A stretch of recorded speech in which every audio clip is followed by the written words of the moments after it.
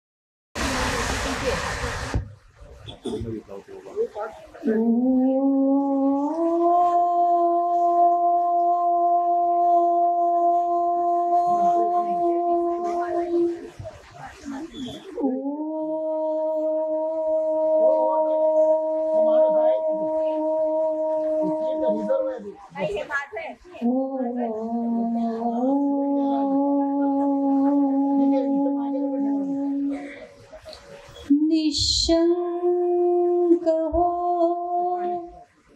निर्भय हो मना रे,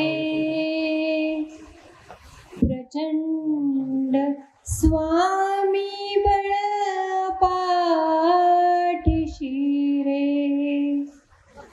निशंक हो निर्भय हो मना रे, प्रचंड स्वामी बळ पाठीशी रे। अतर्क्य अवधूत हे स्मर्तुगामी, अशक्य हि शक्य करतील स्वामी। जिथे स्वामी चरण तिथे न्यून काय, स्वय भक्त प्रारब्ध घडवी ही माय। आदेविणा काळ नानी त्याला, परलोकी नाभिदीत याला। उगाची बितोसी भय हे पळू दे, जवळी उभी स्वामी शक्ती कळू दे। जगी जन्म मृत्यू असे खेळ ज्यांचा, नको घाबरू तू असे बाळ त्यांचा। खरा होई जागा श्रद्धेचा श्रद्धे सहित कसा होसी त्याविण तू स्वामी भक्त कितीदा दिला बोल त्यानीच हात नको डगमगू स्वामी देतील साथ विभूती नमन नाम ध्यानादि तीर्थ स्वामीच या पंच प्राणामृतात हे तीर्थ घे आठविरे प्रचिती न सोडी कदा स्वामी जागे हाती अतर्क्य अवधूत हे स्मर्तुगामी अशक्य हि शक्य करतील स्वामी अशक्य हि शक्य करतील स्वामी अशक्य हि शक्य करतील स्वामी.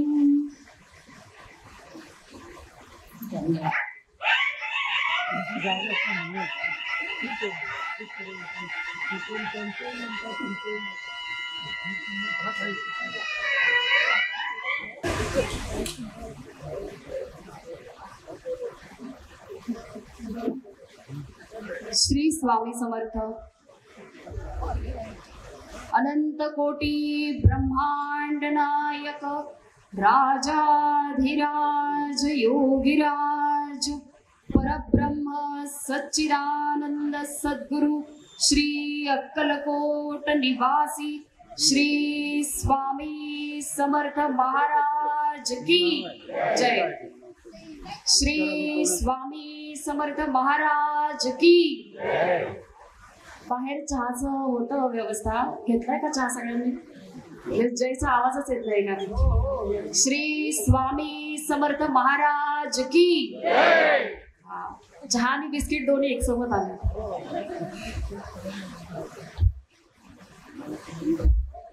सगळ्यांनी आपापलं आसन ग्रहण करा. तर आपण कार्यक्रमाची सुरुवात करतोय. मान्यवरांमध्ये आहोत का?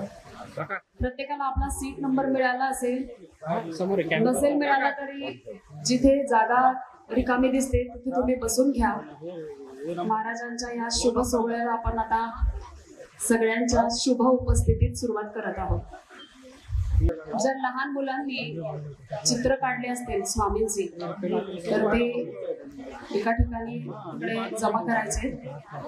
काही वेळाने त्याच्याबद्दल सांगितलं जाईल. त्यांची नावं इथे घेईल तर त्या मान्यवरांनी कृपया एका बाजूने या बाजूने आपण व्यासपीठावर यायचं. श्री स्वामी समर्थ. धर्मग्लानीच्या काळात सज्जनांचे रक्षण आणि दुर्जनांचे पारिपत्य करण्यासाठी स्वामींच्या रूपाने प्रत्यक्ष परमेश्वर मानवी रूपात या पृथ्वी तलावर अवतरला. पारतंत्र्यात खितपत पडलेल्या भरतभूमीला स्वतंत्र करण्यासाठी त्यांनी प्रयत्नांची शर्थ केली. क्रांतिकारकांना अभय दिलं, मार्गदर्शन केलं, दीनदलितांना हाताशी धरलं आणि सज्जनांचं रक्षण केलं. स्वामी महाराज हे योगियांचे योगी होते, गुरूंचे गुरु होते, स्थलकालातीत होते. आम्ही यजुर्वेदी ब्राह्मण, आमचे नाव नृसिंह खान, काश्यप गोत्र आमची मेन रास असे ते सांगत. दाशरथी रामाप्रमाणे ते आजानुबाहू होते. उंची 7 फूटपेक्षा जास्त, रुंद खांदे, लखलखीत देहकांती, नजर आपली तीक्ष्ण आणि भेदक.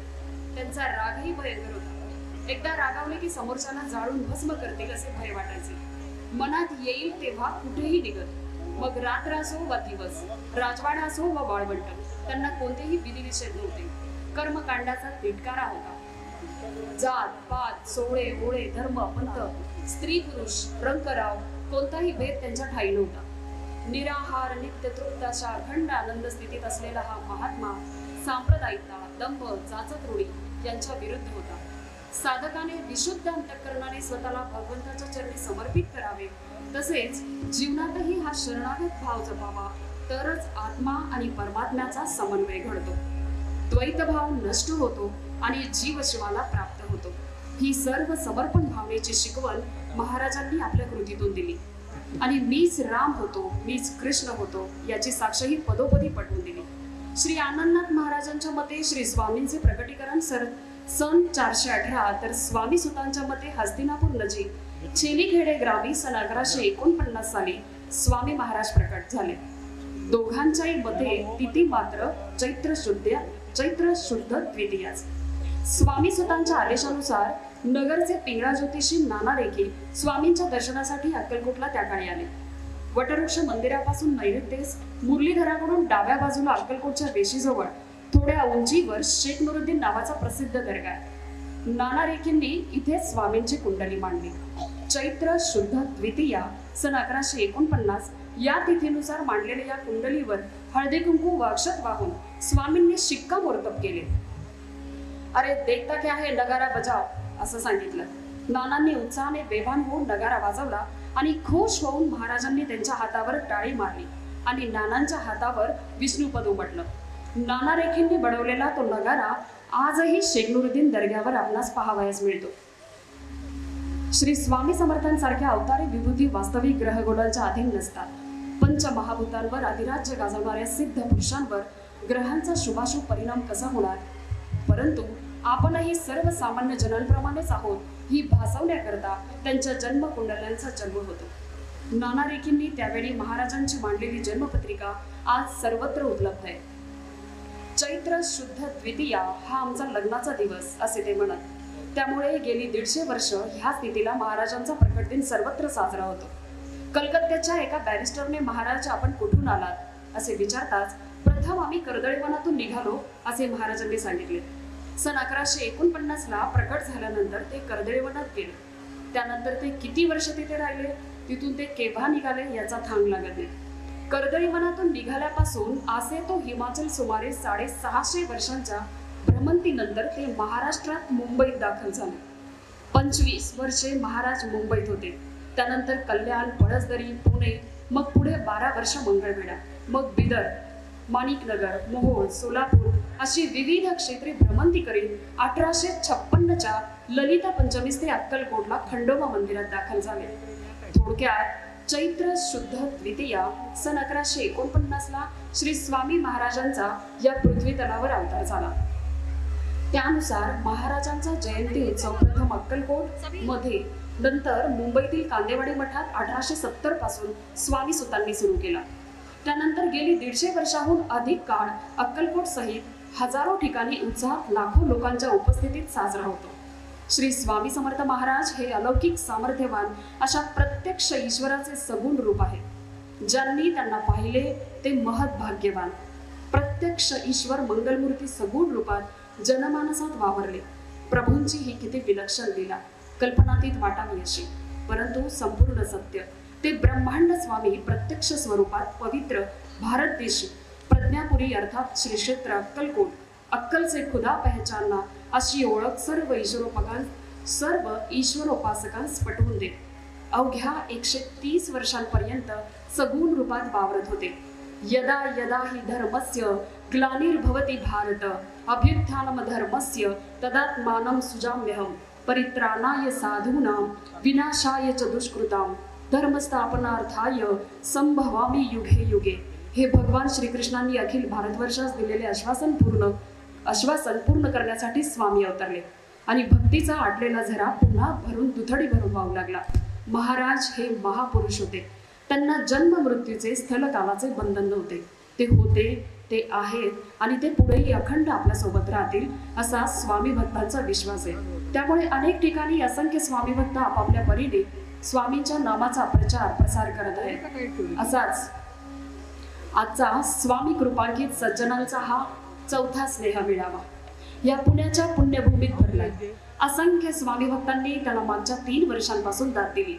त्या दृष्टीने पहिला सोहळा पुणे लोहगाव येथे श्री देवकर काकांच्या सहकार्यामुळे दिमाखात पार पडला आणि अनपेक्षितपणे आजचं हे 4थं वर्ष आलं. दरवर्षी स्वामींचं हे संकीर्तन अखंड सुरू झालं. दुसरा सोहळा गडकरी रंगायतन, तिसरा दादर आणि चौथा या पुण्याच्या पुण्यभूमीत आज दिवसभर रंगणार आहे. हे 4थं वर्ष देखील मोठ्या उत्साहात संपन्न होईल आपल्या सर्वांच्या उपस्थितीत. आपल्या सर्व सहभाग घेतलेल्या सर्व मान्यवरांच्या उपस्थितीत सगळ्यांचं मनपूर्वक मी आभार मानते आणि आपण सर्वांनी मिळून महाराजांच्या कार्याची महती आणि माहिती जगासमोर आणण्याचा हा छोटासा प्रयत्न आहे.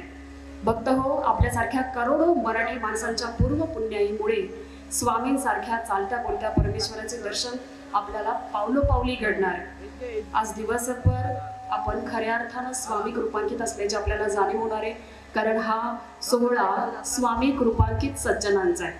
तर ह्या सोहळ्याची सुरुवात करण्यासाठी दीपप्रज्वलनासाठी मी काही मान्यवरांची इथे नावं घेईन, तर त्या मान्यवरांनी कृपया करून स्टेजवर यायचं. अरविंद देशमुख काका, श्रीवर्धनचे दीपक जोशी काका, सुरेश सोनवणे आप्पा आणि निरंजन जगताप अण्णा, मनशांती केंद्राचे निरंजन जगताप अण्णा आता इथे उपस्थित आहेत. ज्यांची नावं मी घेतली त्या सर्वांनी दीपप्रज्वलनासाठी यावयाची मी नम्र विनंती करते.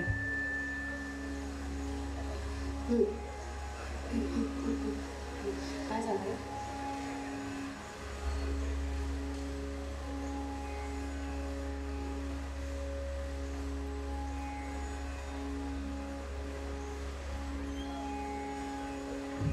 दीक्षित काका आणि संदीप तांबोळकर काका, तुम्ही पण या.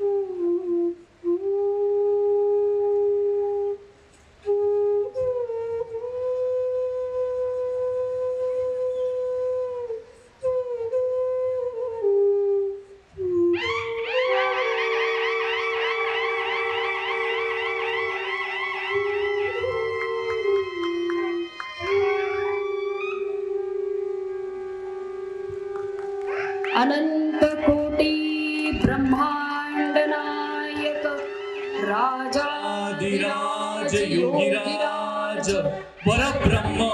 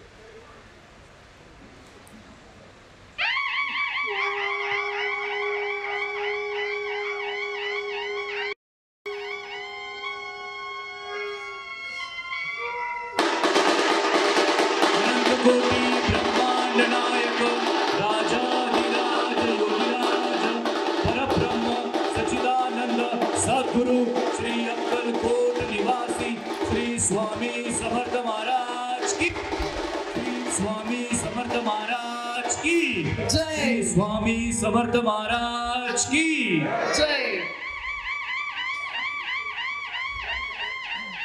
उपस्थित सर्व मान्यवरांचे मनापासून आभार. आपण आपले स्थान ग्रहण करावे अशी विनंती करते. आपल्या सगळ्यांच्या शुभ उपस्थितीत हा सोहळा आता सुरू होतोय.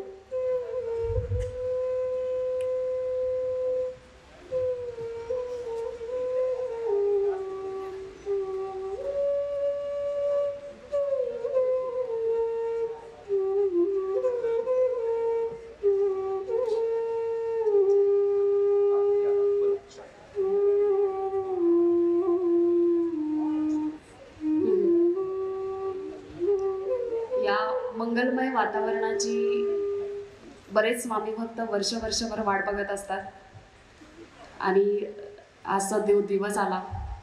आज सगळ्यांच्या भेटीसाठी एक अशी विभूती आहे इथं उपस्थित, ज्यांना मी म्हणजे फक्त काकाच म्हणतो, पण ते सगळ्या रूपात आहेत खऱ्या अर्थाने. बाणेरला राहणारे हे देशमुख काका. आता जर तुम्ही विचार कराल त्यांच्या वयाचं त्यांनी सांगितलं तरी आपल्याला विश्वास नाही बसणार, तर ते सांगतील आता त्यांचं वय किती आहे. दोघं जण असे एकमेकांना पूरक आहे.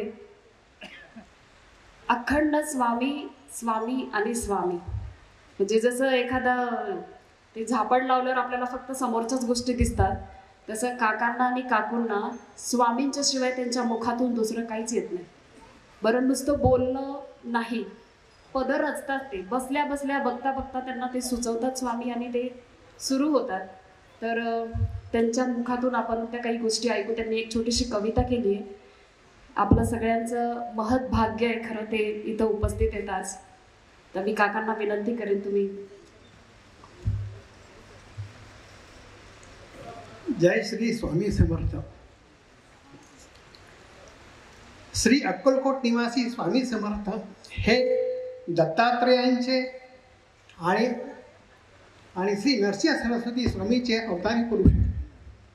त्यांनी आपल्या अद्भुत लीलांनी ज्यांना ज्यांना कृपांकित केले ते बाळप्पा, चोळप्पा, कांद्रेवाडी मठांचे संस्थापक हरिभाऊ तथा स्वामीसूत, बडोद्यांचे रामशास्त्री डोंगरे, तसेच सातारा जिल्ह्यातील एकनाथ बुवा तांदूळवाडीकर यांना स्वामींनी त्यांच्या भजनाच्या ऐन रंगामध्ये श्री पांडुरंगांच्या रूपामध्ये त्यांना दर्शन दिलं. अशा अनेक भक्तांना स्वामीजींनी कृपांकित केले. त्या भक्तांच्या परिवारांचा भक्ती निर्झर आज पुण्यामध्ये गणेश क्रीडा संचारून वाहत आहे. त्या धुळधुळ वाहणाऱ्या झऱ्यांच्या आवाजांचा आनंद आपण सर्व स्वामी कृपांकित घेणार आहोत. ज्यांनी हा मंगलयोग साधून आणला ते आमचे अभिषेक निकम यांचे आपण प्रथम आभार मानूया, त्यांना धन्यवाद देऊया. प्रसन्न मुद्रा हृदयी करुणा, प्रसन्न मुद्रा हृदयी करुणा, वाणी अमृतमयी, परोपकारांचे कर्मजयांचे बंधू त्यांचे पायी. असे आमुचे अभिषेक निकम, असे आमुचे अभिषेक निकम स्वामी समर्थांचे शिष्य सोबती. असे आमुचे अभिषेक निकम स्वामी समर्थांचे शिष्य सोबती. सदा घेऊनी फिरती स्वामीच्या पादुका डोईवरती. घेऊ दर्शन आदतयांचे, घेऊ दर्शन आदतयांचे स्वामी क्रमांकित सज्जनांच्या मेळाव्या दिवशी. पूर्वजन्मीचे अतूट नाते, पूर्वजन्मीचे अतूट नाते म्हणून भेटलो आपण इथे स्वामींचे शिष्य होऊनी. करू गुणगान स्वामींचे या भक्ती निर्धारातून. घेऊ आशीर्वाद त्यांचे स्वामी भक्ती फुलू दे आमच्या हृदयातून. धन्यवाद.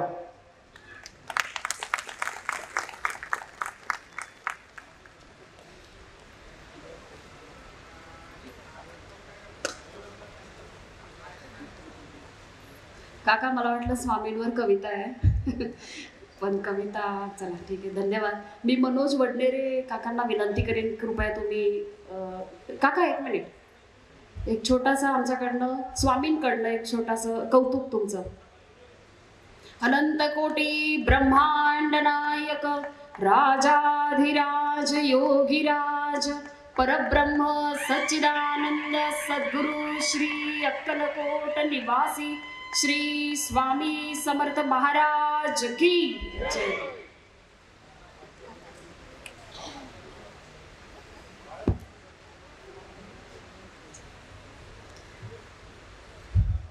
श्री स्वामी महाराजांची पूर्ण कृपा लाभलेले व त्यांचे जन्म जन्मांतरीचे सेवक असणारे श्री स्वामीसूत महाराज हे फार विलक्षण विभूतिमत्व होते। सन 1857 मध्ये श्री स्वामी महाराजांनी अक्कलकोटची थोरली वेश ओलांडली आणि पुढे 21-22 वर्षांच्या येथील वास्तव्यात त्यांनी केलेल्या अनेकविध लीला प्रसंगांमुळे अवघा महाराष्ट्र देश उजळून निघाला। त्या सुमारास राजापूर तालुक्यातील विलिये गावाहून आलेले आणि मुंबईस कर्मभूमी समजून कामाठीपुरा परिसरात वास्तव्य करून राहणारे हरिभाऊ दाजीबा तावडे हे सद्गृहस्थ पत्नी व एकुलत्या एक मुलीसह आपल्या प्रपंचाचा गाडा ढकलीत होते। म्युनिसिपालिटीची नोकरी आणि संसार या पारंपरिक चौकटीत रमलेल्या हरिभाऊ तावडे यांना परमार्थाची खरी जाणीव आणि ओळख झाली ती श्री स्वामी समर्थ महाराजांमुळे। नित्य प्रपंचात रमलेला हा सरळ मार्गी गृहस्थ अक्कलकोटास गेला आणि श्री स्वामींच्या सहवासात आपले देहभान विसरून बसला। मुंबई म्युनिसिपालिटीमध्ये नोकरीला होते तेव्हा त्यांनी एक व्यापार केला पण त्यात खूप नुकसान झाले। पण पुढे श्री स्वामी कृपेने पंडित म्हणून एका गृहस्थांनी त्यांची हामी घेतली। त्यावेळी पंडितांनी अक्कलकोट स्वामींची महती ऐकून नवस केला। आश्चर्यकारकरित्या एका जुन्या व्यवहारातून पंडितांना अचानक पैसे मिळाले आणि हरिभाऊंचे कर्ज फेडले। श्री स्वामी कृपेची प्रचिती आल्यामुळे सगळे मिळून पहिल्यांदा स्वामींच्या दर्शनाला अक्कलकोटला गेले। श्री स्वामींनी हरिभाऊंना प्रथम भेटीतच सांगितले की तू कुळावर पाणी सोड व माझा सूत हो। झालेल्या फायद्यातील 300 रुपये त्यांनी सोबत आणले होते। त्याच्या स्वामींनी चांदीच्या पादुका करून आणायला सांगितल्या। त्या पादुका मोठ्या प्रेमाने त्यांनी सलग 14 दिवस वापरल्या। अनेक सेवेकरांना त्या प्रसाद मिळाव्यात अशी इच्छा होती पण स्वामींनी प्रसन्नतेने आपल्या हात पाय तोंड वगैरे अवयवांस लावून त्या पादुका श्री स्वामी सुतांना प्रसाद म्हणून दिल्या। स्वतः श्री स्वामी महाराज त्या पादुकांना आत्मलिंग म्हणत असत। त्यांनी स्वामी सुतांना तो प्रसाद देऊन तू तुझे घरदार सोडून दर्या किनाऱ्यावर जाऊन किल्ला बांधून ध्वजा उभी कर अशी आज्ञा केली। त्याच रात्री गावाबाहेरील पिंपळाच्या झाडाखाली श्री स्वामींनी हरिभाऊंना अनुग्रह केला व उषाकालची छाटी व कफनी अंगावर फेकून कृपा व्यक्त केली। श्री स्वामी सुतांनी श्री स्वामी आज्ञेचे तंतोतंत पालन करून आपला संपूर्ण संसार घरदार लुटवले। बायकोचे दागिने ब्राह्मणांना दान करून टाकले। त्या काळात ते दागिने जवळपास 100 तोळ्यांचे होते। अंगावर मणिमंगळसूत्र देखील ठेवले नाही। स्वतः भगवी कफनी नेसले व बायको ताराबाईला पांढरे पातळ नेसायला लावून स्वामी सेवा सुरू केली। अत्यंत निस्पृहपणे व वैराग्याने त्यांनी खूप मोठे स्वामी सेवा कार्य केले। हजारो लोकांना स्वामी भक्तीस लावले। सुरुवातीला त्यांचा मठ कामाठीपुऱ्यात होता, नंतर तो मठ कांदेवाडीत स्थलांतरित झाला। श्री स्वामींच्या आत्मलिंग पादुका देखील सुरुवातीला याच कांदेवाडी मठात होत्या। कालांतराने त्या मुंबईतील चेंबूर येथील मठात नेण्यात आल्या। तेथे सर्वांनी आवर्जून दर्शन घ्यावं। स्वतः श्री स्वामींनी अनेकांना दर्या किनाऱ्यावर जाऊन स्वामी सुतांचे मार्गदर्शन घेण्याची आज्ञा केली। श्री स्वामी महाराजांच्या प्रकट दिनाच्या चैत्र शुद्ध द्वितीयेच्या उत्सवाची परंपरा श्री स्वामी सुतांनीच प्रथम शकी 1792 म्हणजेच 1870 साली सुरू केली। अक्कलकोट येथे त्या पुढील वर्षीपासून स्वामींच्या समक्षच हा उत्सव होऊ लागला। महाराज अतिव प्रेमाने स्वामीसुतांना चंदूलाल म्हणत असत। श्री स्वामींनी आपल्या पश्चात स्वामीसुतांना आपले कार्य पाहण्यासाठी अक्कलकोटला पाचारण केलं। पण श्री गुरूंच्या नंतर आपण राहू शकणारच नाही असा त्यांनी पवित्रा घेतला। अनेक लोकांना स्वामींनी मुंबईला पाठवले स्वामीसुतांना घेऊन येण्यासाठी, पण शेवटपर्यंत ते स्वामींसमोर आलेच नाही आणि त्यांनी मुंबईतच देहत्याग केला। त्यावेळी स्वामींनी अक्कलकोटात विपरीत लीला करून स्वामीसुतांवरील आपले परम प्रेम प्रकट केले। स्वतः श्री स्वामी महाराजांनी स्वामीसुतांच्या मातोश्री काकूबाई हर प्रकारे सांत्वन केले। स्वामी महाराजांचे आपल्या या अनन्य सुतावर विलक्षण प्रेम होते। श्री स्वामी सुत महाराज खूप छान भजन करीत, त्यांच्या अभंग रचनाही उत्तम आहे। ते ज्या ज्या लीलांचे वर्णन करीत त्या त्या लीला स्वामी महाराज प्रत्यक्ष करून दाखवीत। श्री स्वामी सुतांनी रचलेला 31 अभंगांचा श्री स्वामी पाठ अत्यंत बहारीचा असून खूप प्रासादिक आहे। खूप भक्तांना त्यांच्या पठणाचे अद्भुत अनुभव आजही येत असतात। श्री स्वामी सुतांवरील श्री स्वामी कृपेची अलौकिक प्रचिती इसवी सन 1870 साली श्री स्वामी सुतांनी सर्वप्रथम श्रींची जयंती म्हणजेच प्रकट दिन साजरी केली. त्या अगोदर बरोबर 1 महिना श्री स्वामी जयंती उत्सवाची श्री सुतांनी नांदी केली. फाल्गुन शुद्ध द्वितीयेचा हा नांदी सोहळा म्हणजे श्री स्वामी महापर्वणी होय. त्या दिवशी भल्या पहाटे श्री स्वामीसूत महाराज श्रींच्या पादुकांचे षोडशोपचार पूजन करून समुद्र स्नानाकरिता गिरगाव चौपाटीकडे श्रींच्या पादुका पालखींचे प्रस्थान करीत. पालखी मिरवणुकीचा थाट राजाधिराज श्री स्वामी महाराजांचा साजेसा असत. मिरवणुकीची वाट सेवेकरी कुंचल्याने झाडत, इतर सेवेकरी लगबगीने पायघड्यात पांघरत. पायघड्यांच्या दोन्ही बाजूला रांगोळी काढली जात. फुलांचा सडा, अत्तरांचे फवारे आणि श्री स्वामी नामाचा जल्लोष. वातावरण असे अगदी स्वामीमय होत. सन 1917 मध्ये स्वामीसुतांची लेक सीता, जिचे तिच्या बालपणी साक्षात श्री स्वामी महाराजांनी सिद्धा या नावाने कौतुक केले, लाड केले आणि तिच्यावर अपार माया केली. त्याच सिद्धाबाईंनी पुढे स्थापन केलेल्या या चेंबूर मठाने गतवर्षी शतकाची वेस ओलांडली. श्री स्वामी समर्थांचे सिद्धस्थान म्हणून ओळखला जाणारा श्री स्वामी सुतांचा चेंबूर मठ आजही श्री स्वामींप्रती तितकीच एकनिष्ठता जपत आहे आणि श्री स्वामीनामाचा कीर्तिध्वज अभिमानाने आणि डौलाने फडकवताना दिसत आहे. मी आज आपल्यासोबत उपस्थित असणारे श्री मिलिंद पिळगावकर काका, ज्यांच्या घराण्याचे बाळप्पा महाराज स्वामीसूत महाराज सद्गुरू आहेत आणि त्यांच्या कृपेने आजपर्यंत त्यांच्याकडनं अखंड कार्य होत आहे. तर मिलिंद पिळगावकर काकांना मी विनंती करेल की आपण आपले मनोगत व्यक्त करण्यासाठी व्यासपीठावर यावं.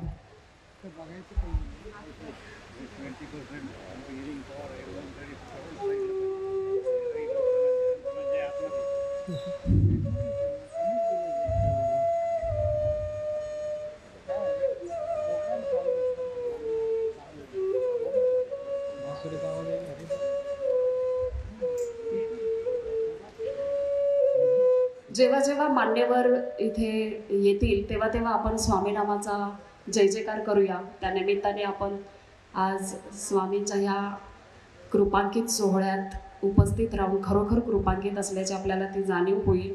तशी ती आपल्याला पदोपदीच होते. अनंत कोटी ब्रह्मांड नायक राजाधिराज योगीराज परब्रह्म सच्चिदानंद सद्गुरु श्री अक्कलकोट निवासी श्री स्वामी समर्थ महाराज की, श्री स्वामी समर्थ महाराज की.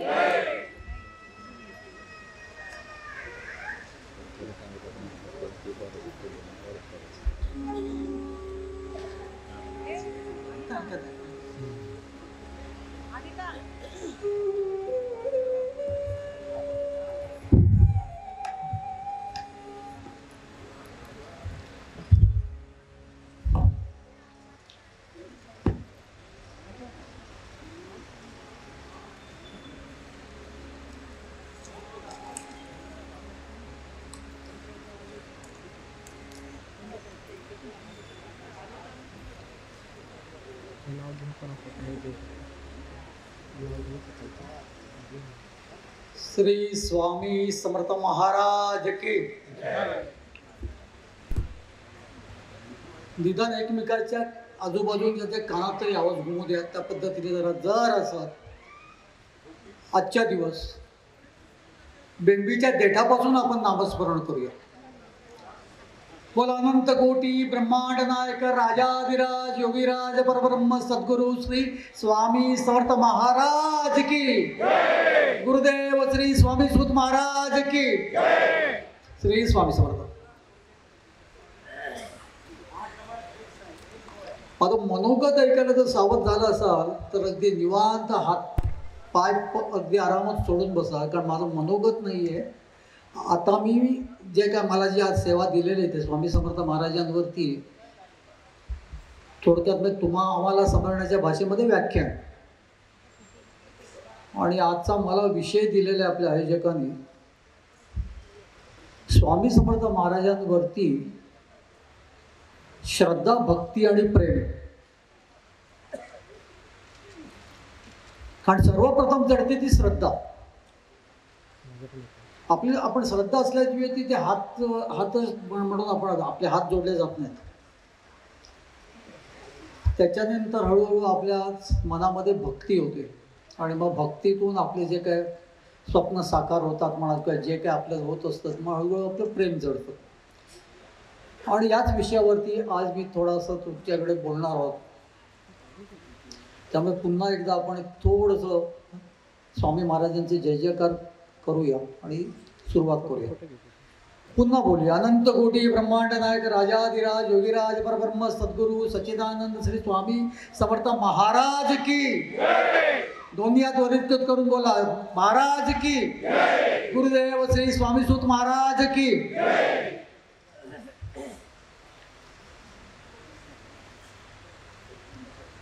फक्त म्हणजे आपल्या दैवतावरती आपली श्रद्धा असणं फार महत्वाचं आहे. आणि ही श्रद्धा खऱ्या अर्थाने बसायला काही वेळ जातो. अगदी आपल्याकडे लहानपणापासून जरी आपल्याकडे एखादं आराध्य दैवत आपल्याकडे त्याचं पूजन होतं ते आपल्या तरी पण आपण त्या घरात जन्माला आल्यावरती आपले भरपूर आपल्यावरती संस्कार झालेले असतात. पण खऱ्या अर्थाने श्रद्धा जडायची जी वेळ असते ती प्रत्येकाच्या आयुष्यामध्ये ती लवकर जावी असं माझं मत आहे. कारण ती वेळ अशी असते की आपण सगळी शस्त्र खाली पडलेली असतात आपली. आपण ती खूप स्वतःला खूप अति बलवान समजत असतो. आपल्याला काही देवाची गरज नसते. आणि हे सगळं घडत असताना एकदम अचानक कुठेतरी आपण आपल्या आजच्या भाषेमध्ये बोलायचं तर हेल्पलेस होतो. हेल्पलेस. आणि अशा पद्धतीने आपण हेल्पलेस होतो आपल्याला कळतच नाही नेमकं आपण काय करावं. प्राण कंठाशी आलेला असतो आणि अशा वेळेला आपलं जे काय आपल्याला सुचतं तो फक्त वरचा परमात्मा. कारण आपण हात पाय किती मारून सुद्धा आपलं काहीच होत नसतं. आणि ती जी हात ज्या आतुरतेने आपण त्याला मारतो त्या वेळेला मी असं म्हणेन की ती पहिली आपली श्रद्धा जी आहे ना तर ती जागृत होत असते. आणि त्या हाकेला ओ मिळालेली जी असते तिथून तुमचे तो सगळा प्रवास सुरू होतो. तोवर आपण कधीतरी की आपल्या घरातल्यांच्या सांगण्यावरनं म्हणा किंवा काय म्हणा आपण देवाची परीक्षाच घेत असतो. कधी कधी आपण देवाकडे नमस सुद्धा करतो. माझा अमुक झालं तर मी तमुक देईन. तमुक झालं तर व्यवहार म्हणजे थोडक्यामध्ये. आणि व्यवहार किंवा नवस कधी होतात ज्या वेळेला तुमचं देवावरती तेवढं श्रद्धा म्हणा किंवा प्रेम म्हणा किंवा भक्ती म्हणा ह्याच्यात काहीतरी कमतरता असल्याशिवाय तुम्ही नवस कधीच करत नाहीत. आपल्यापैकी ज्यांनी आतापर्यंत जे नवस केलेले असतील फलद्रूप असतील काय असतील त्यांनी कृपया रागवू नका. कारण मी थोडंसं इथे परखड आणि इथे स्पष्टच बोलतो. हे नेमकं कशासाठी आणि का आपण करू नये त्याच्याबद्दल मी पुढे येईनच. आतापर्यंत या अभिषेक दादांच्या कार्यक्रमामध्ये मी ज्या ज्या वेळेला आलेलो आहे त्या वेळेला मी स्वामी समर्थ महाराजांच्या स्वरूपावरती बोललेलो आहे. एकदा स्वामी समर्थ महाराजांच्या कृपांकित राजघराण्याबद्दल बोललेलो आहे, अक्कलकोटच्या राजघराण्यावरती. पण आज मला अभिषेक दादांनी आणि या सगळ्या इथले जे आयोजक आहेत त्यांनी सांगितले की आजचा विषय आपण जरा काहीतरी वेगळा घेऊया. म्हणून आज या वेगळ्या विषयावरती बोलतो. आणि त्यावेळेला असं असतं की त्या वेगळ्या विषयावरती आपण बोलायला जातो. महाराजांच्या इतिहासाच्याबद्दल बोलायला गेलं तर मग महाराजांच्याबद्दल काय घडलं तेवढंच सांगून आपण मोकळे होतो. पण एखादी वेगळा विषय जो आहे तो स्वामी महाराजांच्याच व्यवस्थित त्याच्यामुळे महाराजांच्या बाबतीत जे जे काय घडलं आणि काय महाराजांना अभिप्रेत होतो त्याचा अंदाज लावून आपण बोलायला गेलो का थोडंसं ते परखड होणारच. त्यामुळे त्याबद्दल मला क्षमा करा. श्रद्धा म्हणजे नेमकं काय हो? महाराजांवरती विश्वास ह्याला आपण श्रद्धा म्हणणार का महाराजांचं अस्तित्व आज पण आहे का? आपल्याला जे जे आपण त्यांच्याकडे जे मागतो ते ते आपल्याला त्या त्या वेळेला मिळत असतं किंवा ते कधी कधी मिळत नसतं. पण श्रद्धा महाराजांच्या प्रती असणं म्हणजे खरोखर ते आपल्या प्रारब्धात असावं लागतं, आपल्या नशिबात असावं लागतं. आपण तेवढे भाग्यवान असावे लागतो. स्वामी समर्थ महाराज हे फक्त त्या देहापुरते नाही आहेत. तो देह त्यांना आपल्यासाठी धारण करावा लागला. आणि स्वामी समर्थ महाराज हे त्यांना नामाभिधान हे आपण केलेले आहेत. पण तो साक्षात परब्रह्म आहे, तो मूल ब्रह्म आहे. आपल्या हिशोबाने ते अमुक अवतार असतील काही असेल काही असेल ते सर्वच काय आहे, काही नाही असं नाहीच आहे. पण त्याही पलीकडे जाऊन जर त्यांनी हा देह धारण केला आहे आता सध्या, तर मग ते नेमके ते कोण आहेत? ते कोण आहे ज्याने तो देह धारण केला? तर ते मूलब्रह्म आहे. त्याला आकार नाही, उकार नाही, रूप नाही, रंग नाही, काहीही नाही.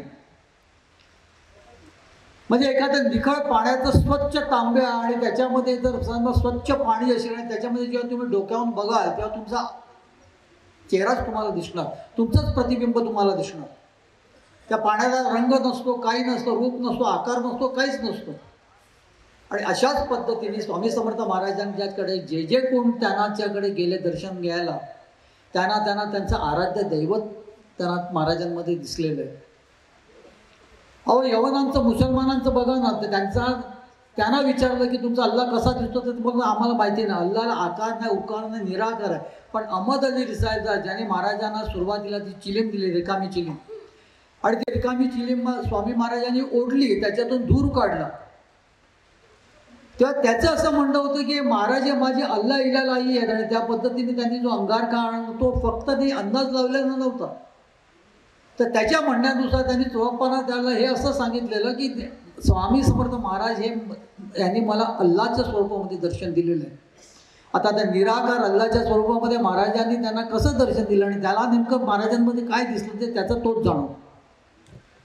थोडक्यात काय तर महाराज स्वामी समर्थ महाराज यांना आकार उकार अजिबात नाही, ते मूल ब्रह्म आहेत, ते परमात्म्याचं स्वरूप आहेत. आणि अशा वेळेला हे असं स्वरूपाचं आपल्याला दैवत ज्यावेळेला लाभतं, म्हणजे आपल्या या उभ्या आयुष्यामध्ये आपल्याला असं काहीतरी आपलं सगळे शस्त्र गळून जातात, आपल्या हातात आता काहीच उरत नाही, प्राण कंठाशी आलेला असतो, असं वाटतं की आपण आता संपून जावं. आणि त्यावेळेला आपण जी आतुरतेने, ज्या आर्ततेने जी हाक मारत असतो परमात्म्याला की बाबा रे तू असशील खरोखर, तो मला तू घे, मला वाचव, मला सांभाळ. पण आता माझी परिस्थिती तशी आहे की मी काय करू. त्याच्या अगोदर आपण स्वतःचा बद्दल असं मोठा याने सांगत होतो, मी देव बी काय मानत नाही. पण तोच देव न मानणारा, स्वतःला नास्तिक म्हणून जे धन्यता लाभणारा, असं त्याला काहीतरी असं विशेष वाटणारा,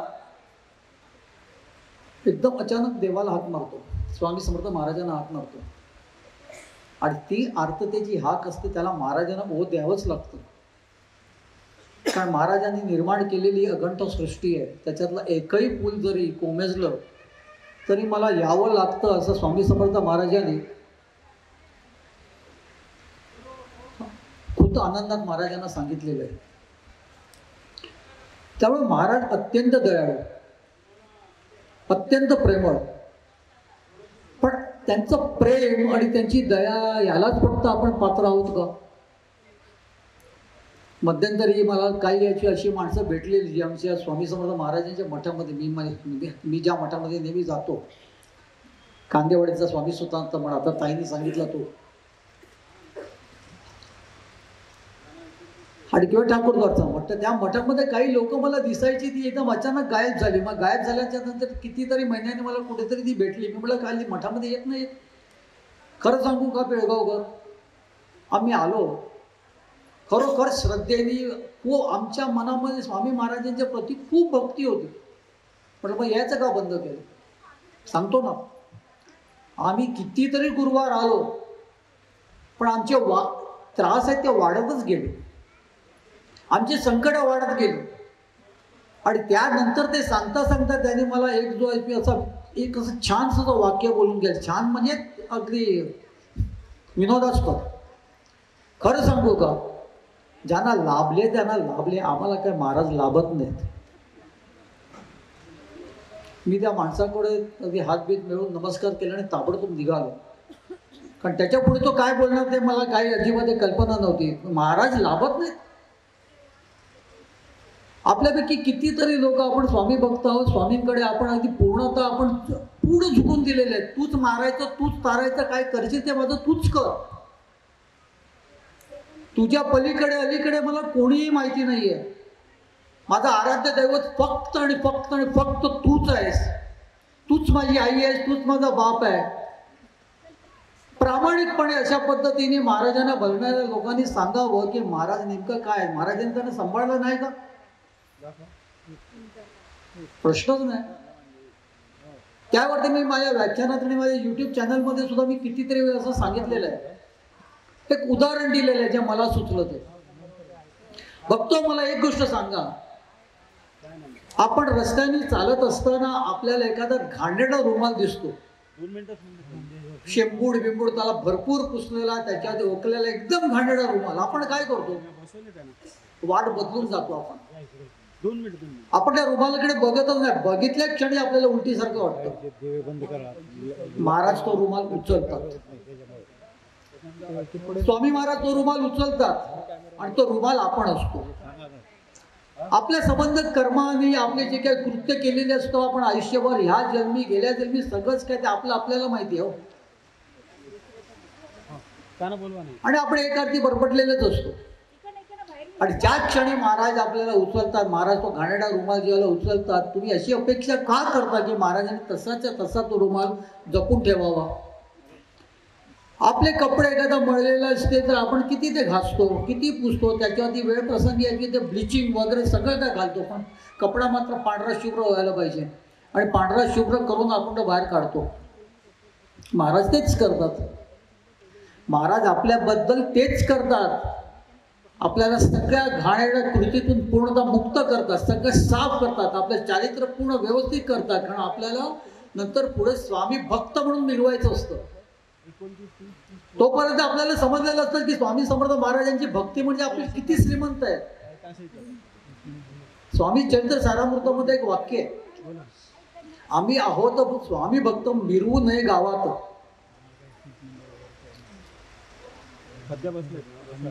त्याच्यावरती एक छोटासा पोरगा माझ्याबरोबर नेहमी असायचा, राहुल म्हणून, लहान होता. त्याने मला विचारलं, हे मिरवू नये गावात, याच्यात मिरवण्यासारखं काय? तू पण स्वामी भक्त आहे, मी पण स्वामी भक्त आहे. मुंबईच्या लोकलमध्ये त्यांनी आम्हाला प्रश्न विचारला. समोरच आणायचं एक मस्तपैकी एक असा माणूस बसलेला, पांढरं शुभ्र शर्ट पॅन्ट घालून, आणि त्याने खिशामध्ये 500 रुपयाची नोट होती पुढे ठेवलेली, अगदी लोकांना दिसेल तशी. म्हणलं, हे बघ समोर बघ, काय दिसतंय तुला? त्याच्या खिशात, अरे 500 रुपये नोट आहे म्हणे, आपल्याला दिसते. म्हणलं, ते त्याला म्हणतात मिरवणं.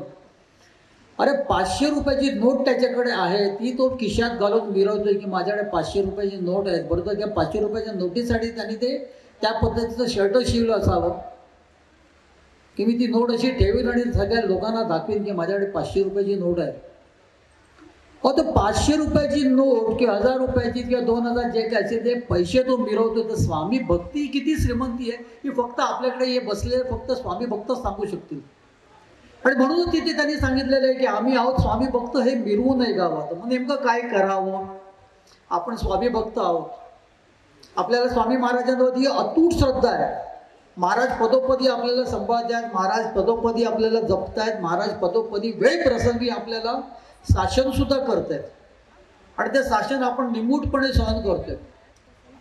तो लाभत नाही वाल्या व्यक्तीसारखे आपण कंटाळत नाही आहोत, कारण आपल्याला माहिती आहे आपण पूर्णतः इथेच आपण झुकून दिलेलं आहे. महाराजच आपल्याला जसे मारतायत, आज जसे आपल्याला जोडतायत, तसे आपल्याला ते सांभाळणार पण आहेत. पण महाराजांची साथ सोडून जर आपण लांब गेलो तर मग मात्र आपले काही खैर नाही. ह्याची ज्यांना खात्री आहे आणि जे त्या पद्धतीने स्वामी भक्त झालेले आहेत. नुसते स्वामी भक्त म्हणणं फार सोपं आहे, अगदी सोपं आहे. आम्ही स्वामी भक्त, पण आपण स्वामी भक्त त्या अर्थाने आहोत का? आपण खरोखर महाराजांना झोकून दिलेलं आहे का? आपण खरोखर महाराजांनी केलेली सगळी शासनं जे ती सहन करतोय का? तिथे पण प्राण कंटाशी येतो बरं का. मी कधी कधी मजेत बोलतो, अगदी पूर्ण ते करतात, नग्न करतात, लंगोट ठेवणी कुल्यावरती ठेवतात, एका तारेवरती ते कसरत करायला लावतात, पण खाली पडून देत नाहीत. आपल्या आईने सुद्धा आपल्याला वेळ प्रसंगी लहानपणी भरपूर मारलेलं असेल, चोप दिलेला असेल, ती छडीने पडून काढलेलं आहे. आपल्यापैकी असं कोणीच नाही की त्याला ते आईचं ते प्रेम मिळालेलं नाही आहे. आपलं आईचं प्रेम, आईवरचं प्रेम कमी झालं का त्याच्यामुळे कधी? हा, आपल्या लहान वयाच्यानुसार आपण कधी आईवरती रुसलो असावं, रुसता स्वामींवरती सुद्धा ते हक्काने रुसता. हो,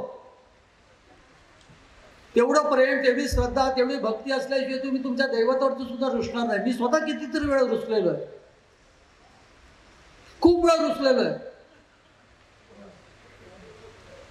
आणि रुसलो म्हणजे किती, आता म्हणजे माझं वय बघून तुम्ही हसाल म्हणजे मी ज्या पद्धतीने रुसलोय. मी कधी कधी कामं होत नसल्यावरती मी महाराजांना सांगायचो आजपासून तुझ्या पुढे मी साखर ठेवणार नाही, आजपासून तुझ्या पुढे मी दूध ठेवणार नाही. पण दुसऱ्या दिवशी सकाळी उठल्यावरती चहामध्ये साखर आणि दूध हे जेव्हा जातं तेव्हा तो चहा आपल्या तोंडाला लागत नाही. ते प्रेम असतं, प्रेम. महाराज काय आपल्या साखरे आणि आपल्या दुधेवरती आहेत का ते आपल्याला सुद्धा माहिती असतं. घरोघरी लाखो करोडो घरामध्ये महाराजांना दूध आणि महाराजांना साखर ठेवलं जाईल. पण जो सकाळी उठल्यावरती आपल्या समोर चहा येतो त्याला आपण आपल्या घरच्या मंडळींना सांगतो की आजपासून मी चहा काळा पिणार, दूध नको, साखर नको, ते आपल्याला माहिती असतं. आणि मग हे दूध आणि साखर आपल्या चहामध्ये कितीतरी वर्षांनी कसं सुरू होतं हे आपल्याला कळत पण नाही. आपली कामं कधी झालेली असतात हे सुद्धा आपल्याला कळत. हे सगळं सांगायला गेलो तर खूप वेळ जाईल. पण ते प्रेम असायला पाहिजे. त्या प्रेमाने तुम्ही निश्चितच महाराजांकडे भांडा.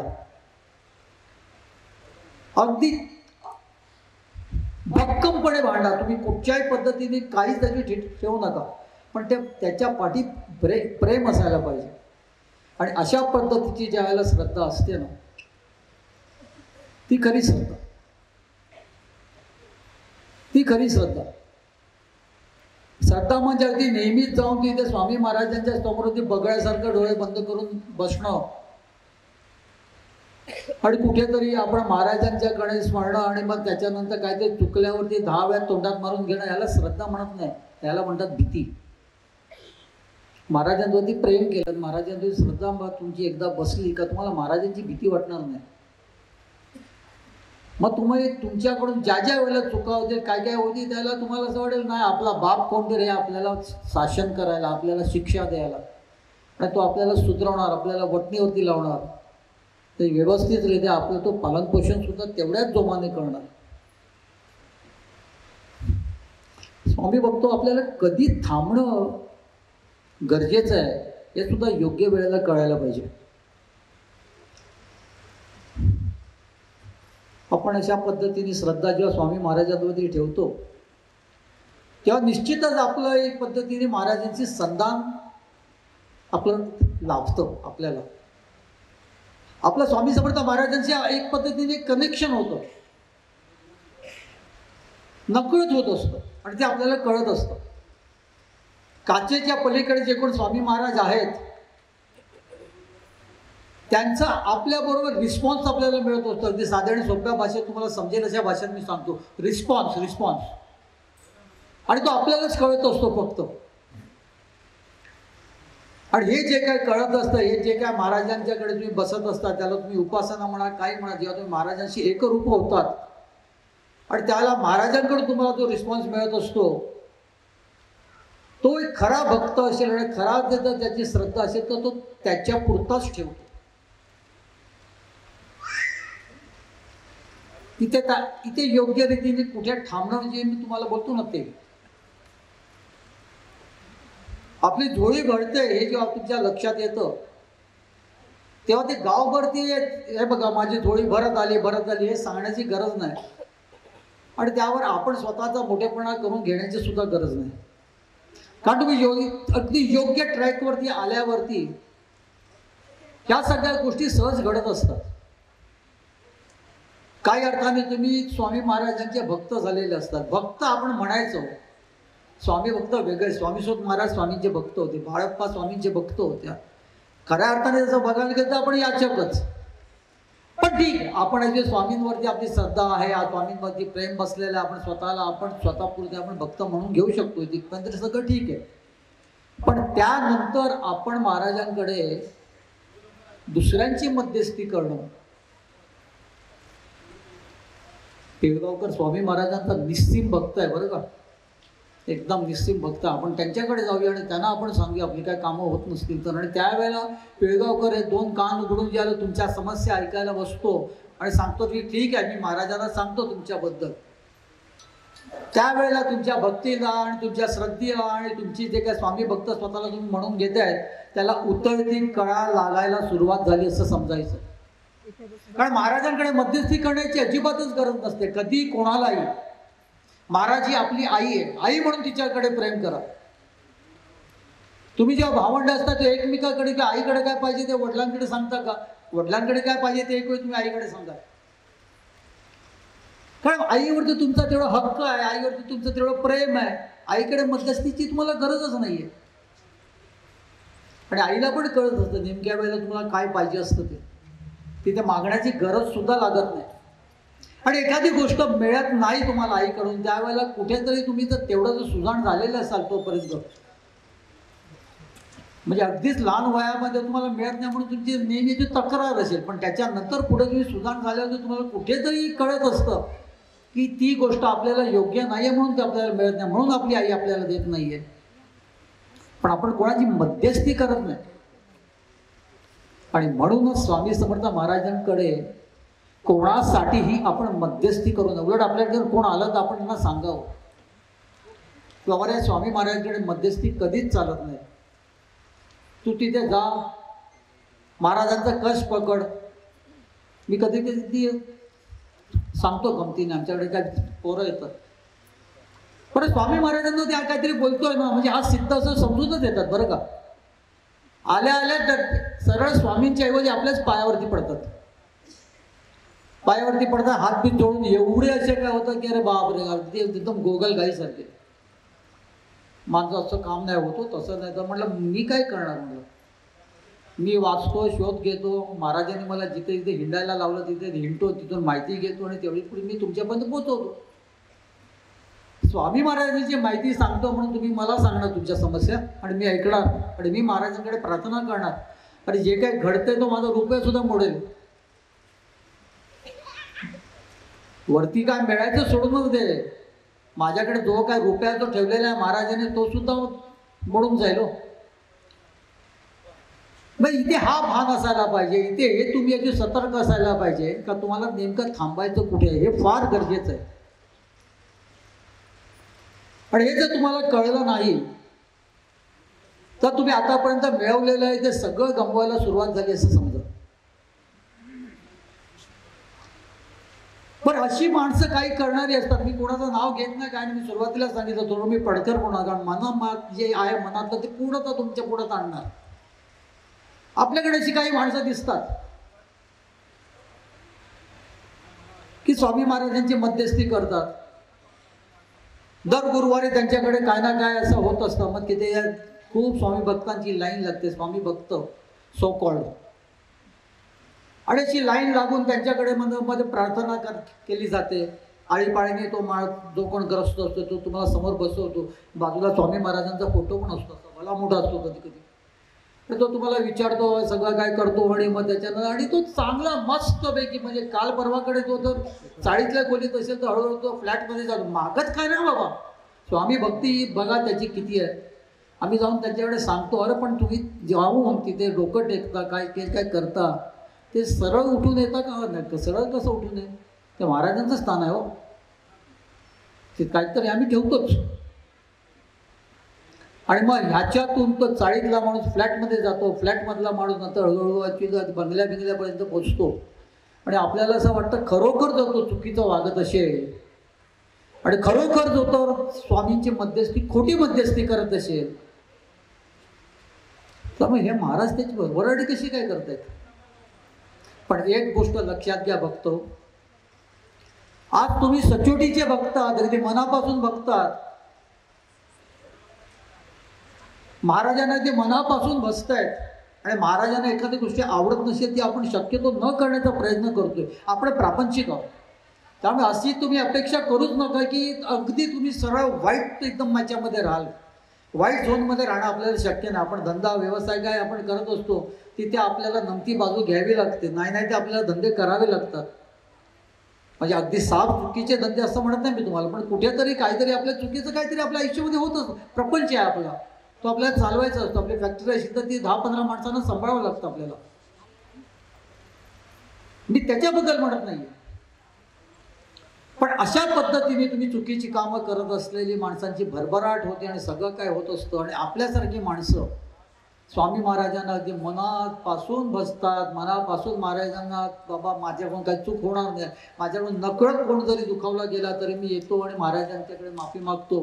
किंवा त्याच माणसाकडे सांगतो सॉरी दादा माझ्या तोंडातून हे चुकून निघालं, मला क्षमा कर. आणि अशा पद्धतीच्या आपल्याकडे ज्याला चुका होतात तो अगदी सकाळी करावा आणि संध्याकाळी हिशोब होतो. संध्याकाळी हिशोब होतो म्हणजे आपल्याला कळतं महाराजांनी केलेली शिक्षा आहे. हे कसं काय, हे कसं काय? कारण ही परिस्थिती जशी असते, ही अवस्थाच तशी असते. त्या लोकांबद्दल म्हणतो मी. त्या लोकांची ती अशी अवस्था असते ना, सुरुवातीला त्या महाराजांना भजत असतात खूप, आणि भजत भजत भजत असताना स्वतःची त्यांची कामं म्हणजे कुठेतरी त्यांना असं समजत असतं की महाराजांच्याकडे बसलो आम्ही, महाराजांना हात जोडत्या क्षणी महाराज माझ्याकडे ऐकायला बसलात, असं त्यांना जेव्हा भास असतो तो खरं असतं. ती त्यांच्याकडे पोचपावती मिळत असते की मी समोर बसलेलो आहे. आणि असं करता करता करता ते चांगल्या पद्धतीने ते उपासक पण होतात. आणि हा कॉन्फिडन्स त्यांना थांबायचं कुठे कळलेलं नसतं. आणि मग ते पुढे पुढे लोकांची मध्यस्थी वगैरे करतात. आणि एक असा पॉईंट येतो, एक अशी वेळ येते त्यांच्या आयुष्यामध्ये की त्यांचा महाराजांवरचा विश्वासच उडतो. कारण आतापर्यंत महाराजांना चुकीचं काम चालतच नाही, महाराज सहन करणारच नाहीत, असा ते विश्वास असतो त्यांचा, तो खरा असतो म्हणजे. आणि मग असे चुकी आहे बा, आपण काय करतो ते आपल्या मनामध्ये आपल्याला माहिती आहे ना. आता मी काय तो मला माहिती आहे मी किती इथे आव्हान, मी काहीतरी खूप काय सांगेन. हा व्यवसाय धंदा असेल तर मी सांगावं, नक्कीच सांगावं, तिथे मोठेपणा करावाच लागतो. पण महाराजांच्या बाबतीत महाराजांची भक्ती आहे आणि कुठल्याही देवाचं म्हणतो मी तुम्हाला, तिथे जर तुम्ही खोटा मोठेपणा केलात, पहिली गोष्ट तुम्ही करणार नाही. आणि केव्हा करता, जेव्हा महाराजांवरचा तुमचा विश्वास उडलेला असतो. बरं, उडलेल्या विश्वासाला तुझा काहीतरी बेस असतो, त्याला काहीतरी कारणं असतात. आणि ती कारणं अशी असतात का तुम्ही सतत हे करत असता तुमचं काहीच होत नाही. चाळीतलं तुम्ही फ्लॅटमध्ये जाता, फ्लॅटमधून तुम्ही बंगल्यामध्ये जाता. मी असं म्हणत आहे महाराजांच्या नावाने तुम्ही काही पैसा गोळा करता त्यांनीच करता असं नाही मी म्हणत आहे. पण काहीतरी कारणं असतं, याची तुमची भरभराट होत असते. आणि अशा वेळेला तुमचा एक असा तुमचा पॉईंट येतो की महाराजांवरचा तुमचा विश्वासच उडतो ना. महाराज असते तर आतापर्यंत मला फटका तर दिलाच असता. मी तर तंद्यात तुमचं आहे, अगदी म्हणजे प्रकृती सुद्धा माझी व्यवस्थित आहे, आयु आरोग्य धन संपदा सगळं काय माझं भरभराट चाललेली आहे. मग अशा वेळेला खरोखर महाराज आहेत काय, अस्तित्व आहे का महाराजांचं? स्वामी समर्थ महाराज म्हणून हे लोक वेडे सगळे तिथे डोकं टेकतात, भजनं करतात, मोठमोठे गाणी बोलतात, भजन करतात, नमस्कार करतात श्रद्धेने. महाराज बहुतेक नाहीच आहे. महाराज असते तर आतापर्यंत मला कसं काय वनपेश ठेवलं असतं, मी एवढी चुकीची कामं करतो. पण त्याला हे माहिती नसतं की ज्या क्षणी तुम्ही अशा पद्धतीने तुम्ही संबंध झोपून देता, तेव्हा महाराजांनी तुमच्या खात्यामध्ये एक भला मोठा हांडा ठेवलेला असतो. आणि तुम्ही तो रोज तुमच्या त्या वेगवेगळ्या कृत्याने तुम्ही भरत असता. तो रुमाल जो असतो तो महाराज पूर्णतः घाणेरडा घेऊन होऊन देतात. जो रुमाल त्याने रस्त्यातून उचललेला असतो, त्या रुमालाला कोणी वाली नसतं, त्या रुमालाचा कोणी मालक नसतो, बरबटलेला घाणेरडा एकदम दुर्गंधी आलेला रुमाल जो महाराजांनी स्वतःच्या हाताने साफ केलेला असतो, स्वतःच्या जवळ ठेवलेला असतो, त्या रुमालाला उपासण्यात आणलेलं असतं म्हणजे आपण स्वतः. त्या रुमालाला ते पुन्हा घाणेरडं होऊन देतात. अगदी घाणेरडं, जेवढा घाणेरडा होतोच तेवढा तू हे हो. तुझ्या पुढे त्याचा हांडा ठेवलेला, तुझ्या ह्या कृत्याने तो हांडा पूर्ण भर, तोपर्यंत जे बात मी तुला हात लावणार नाही. पण ज्या क्षणी तो हांडा भरतो त्या क्षणी जे काय व्हायचं ते होतं, ते इतकं महाभयानक होतं, इतकंच म्हणजे त्याच्याबद्दल न वर्णन केलेलंच उत्तम. आणि आपण सकाळी काय केल्यावरती संध्याकाळपर्यंत फटके मिळतातच आपल्याला, संध्याकाळ नाही तर मग दुसऱ्या दिवशीपर्यंत. पण तिथल्या ठिकाणी त्या वेळेला आपल्याला ती जाणीव सुद्धा होत असते की काल आपल्याला असं घडलं ना म्हणून आज असं झालेलं आहे महाराजांकडे. आपण तिथे येऊन कान सुद्धा पकडलेले, तोंडात म्हणून घेतलेलं, पण शेवटी घडायचं ते घडत. कारण महाराजांनी आपल्याला जवळ ठेवलेलं असतं. महाराजांच्या मांडीवरती आपलं आयुष्य आपण जतन करत असतो. अशा वेळेला एखादं लहान बाळ आईच्या मांडीवरती असणे मस्ती करायला लागलं, आई पण चापट देतेच की नाही तर देत, चापट देतेच. आता महाराजांची चापट म्हणजे आपल्याला थोडीशी झोपणारच, थोडीशी लागणारच. मग अशा वेळेला तुम्ही जर म्हणाल की महाराज मला लाभतच नाहीये आणि मांडीवरनं खाली उतराल, तर मग पुन्हा तुमची अवस्था त्या घाणेरड्या रुमालासारखीच होणार. ही श्रद्धा असते. नेमकी श्रद्धा कसे असावी तर एकनिष्ठपणे असू द्या, पण पूर्ण झोकून द्यावं तुम्ही. आणि मी तर म्हणतो प्रत्येकाच्या आयुष्यामध्ये तो क्षण यावाच यावा ज्याला त्याची सगळी शस्त्र गळून पडतात. कारण तो क्षण आल्याशिवाय तुमच्या आयुष्याला टर्निंग पॉईंट नाहीच. जेवढा लवकर येईल तेवढं तुमचं आयुष्य पुढे तुमचं सुखकर होईल, सुखकर होईल. त्यावेळेला तुम्ही जी परमात्म्याला जी हाक माराल त्यावेळेची त्या परमात्म्याच्या हाकेमधली जी आर्तता जी असेल आणि त्यावेळेला तुमची जी काही उपासना तुमच्याकडून घडेल ती कायमस्वरूपी होईल आणि त्या पद्धतीने तुम्हाला ती आयुष्यभर ती पुरेल, आयुष्यभर ती पुरेल. भक्ती, आपण ज्या घरात जन्माला आलो तिथे काय ना काय आपली उपासना चालूच होते हो. आपल्याला घरातली आपली आई, आजी, आजोबा आपल्याला नेहमी सांगतच जातं. हे स्वामी समर्थ महाराज बरं का, आपल्याला त्यांच्या पुढ्यात रोज संध्याकाळी किंवा सकाळी बसून आपल्याला उपासना करायची आहे. पुढे घराच्या बाहेर निघायचं असेल तर इथे ह्यांना आधी नमस्कार करायचा. परीक्षा असेल तर त्यांना नमस्कार कर, त्यांची उदी कपाळाला लाव आणि त्याच्यानंतर जा, तुझी परीक्षेला व्यवस्थित तुझे सगळे पेपर जातील. हळू आपलं वय वाढत असतं. शाळेतल्या मुलाला सुद्धा त्याच्या त्या विवंचना ते असतातच आणि त्याला त्याचं टेन्शन. पहिलीतल्या मुलाला ते टेन्शन असतं ते त्याला 100% वाटतं. दुसरीला तो जाईस तोवर त्याला असं वाटत असतं की हा अभ्यास आपला जीव घेणार आहे. त्याला ते टेन्शन खूपच वाटत असते. दुसरीत गेल्यावरती तोच हसतो पाठी बघून, अरे पहिलीचा अभ्यास आपला फार सोपा होता, आताचा वाटतो जास्ती. मग तिसरीत गेल्यावर दुसरीचा अभ्यास सोपा होतो. तसं एकदा सुरुवात झाली शाळा का आपल्याला आपल्या विवंचना, आपल्याला टेन्शन वगैरे हे सगळं चालूच असतं आणि कुठेतरी मनावरती पगडा भरलेला असतो आणि आपल्या घरच्यांनी सांगितलेलं असतं की स्वामी समर्थ महाराजांकडे सांग काय तुला पाहिजे. आणि मग महाराजांना आपण सांगत असतो मला पास कर, किंवा अगदी अगदी आमच्यासारखे वाटकट असतील तर मला कॉपी करायचा चान्स द्या. आणि आपण कॉपी करतो. आपण आपल्या व्यवसायामध्ये सुद्धा पुढे पुढे मोठं झाल्याच्या नंतर ते न करता चालण्यासारखी गोष्ट असेल तरी तर आपण ते करतो, कारण त्याच्यामध्ये फास्ट अर्निंग असतं, पटापट आपल्याला पैसे मिळतात. आणि हे सगळं आपलं जेव्हा चालत असतं त्याला खरं अर्थाने आपलं स्वामी महाराजांची भक्ती आणि श्रद्धा आहे ती काही अर्थात अशाच पद्धतीने आपली कमी होत असते. पण ही भक्ती स्थिर असावी, श्रद्धा स्थिर असावी. आणि ज्याला ती स्थिर असते आणि ज्याला आपल्याला कळतं आपल्याकडून काही चुका होत आहेत तेव्हा आपण नकळत तिथून लांब जातो आणि आपण स्वामी महाराजांकडे येऊन डोकं टेकतो आणि महाराजांना सांगतो खरोखर मी चुकलेलो आहे. तो पण एक टर्निंग पॉईंट समजा तुम्ही, काही हरकत नाही. पण हेच सदोदित आपण करत राहावं, कायम करत राहावं, त्याच्यामध्ये आपण पाठी अजिबात न बघता करत राहावं.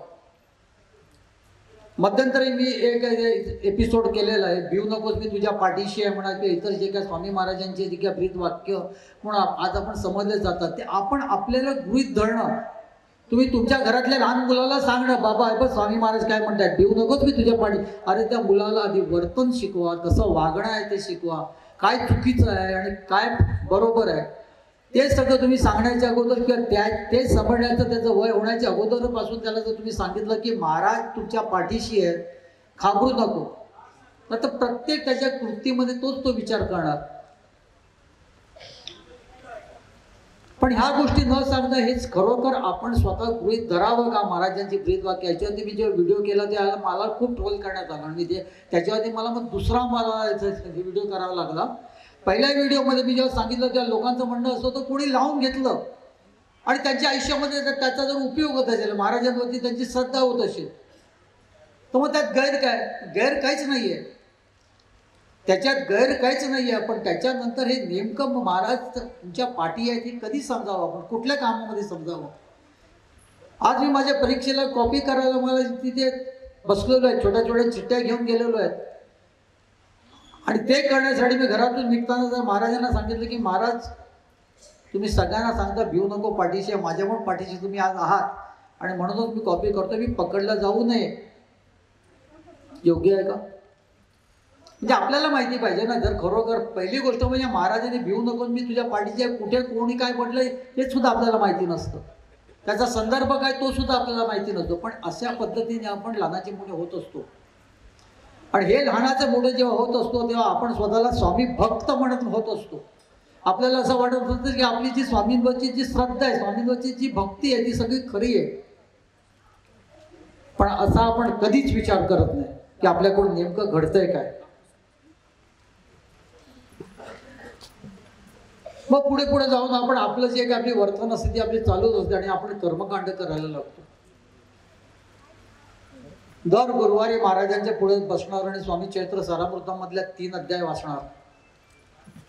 अगदी मन लावून, अगदी पूर्णतः मन लावून एकाग्र होऊन वाचणार. पण नेहमी तुम्ही असे सतर्क असतात की आपलं मन लागलंय का. अहो ते जाऊ दे, ध्यान लावतात लोक. ध्यान, क्षमा करा मी कोणावरची टीका करत नाही, आधी लक्षात घ्या, कोणावरतीही. पण ध्यान तुम्ही कसं लावू शकता. स्वामी महाराजांच्या समोर बसायचं शांत खोलीमध्ये आणि ध्यान लावायला आपण बसलेलो आहोत आणि एकसारखं तिथेच लक्ष की माझं ध्यान लागलंय का, माझं ध्यान लागलंय का. तुम्ही रोज रात्री झोपता त्याला असा विचार करता का आता झोप लागली का, झोप लागली का. जाता अंथरुणावरती पडता तुमची झोप लागते, अगदी सहज लागते. तसंच सहज ध्यान लागतं, तशी सहज भक्ती जडते, तसंच सहज प्रेम जडतं स्वामी महाराजांवरती. हे सगळं सहज होत असतं आणि जेव्हा ते सहज होत असतं त्याला ते खऱ्या अर्थाने होत असतं, अगदी खऱ्या अर्थाने होत असतं.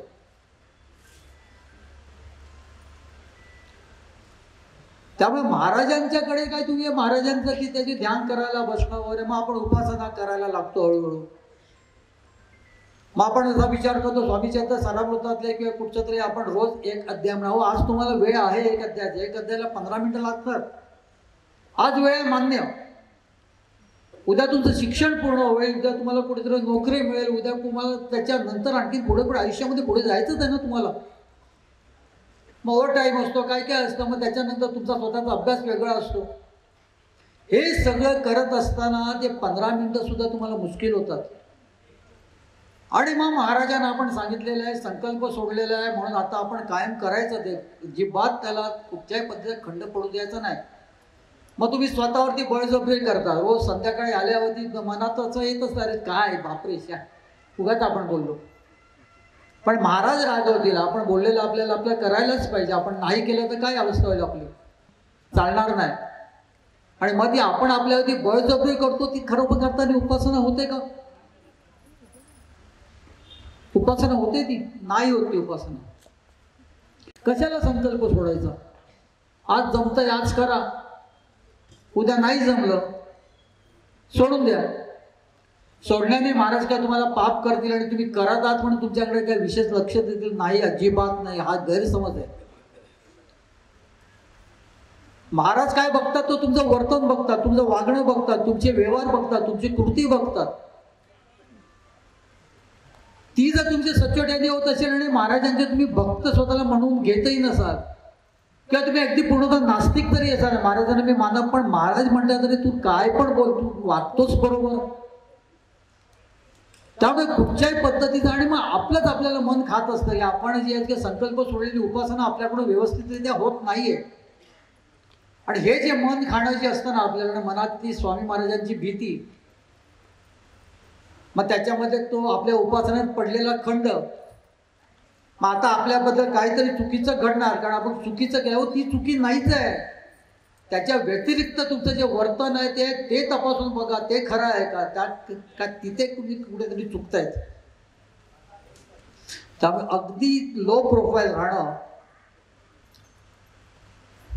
घरात आई वडिलांची सेवा, इतर एखादा कुठेतरी माणूस कोणाही बाहेर दिसला आणि त्याला कुठची गरज असेल आणि तुम्ही जेवढी करू शकता तेवढी त्याला साथ देणं, हे महाराजांना अभिप्रेत आहे.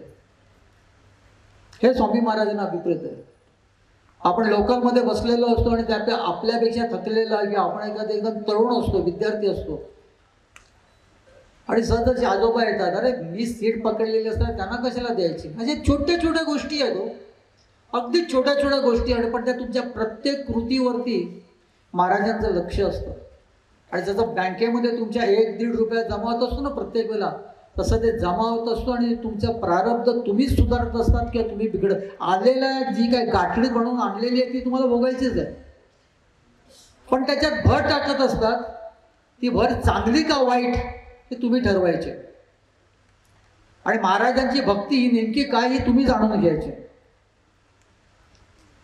म्हणून मुंगी होऊन साखर खाण्याची मजा आहे ना, ती मिरवण्यामध्ये आणि मी मोठा आणि मी महाराजांकडे मध्यस्थी करतो आणि मी महाराज मला जवळ आहेत,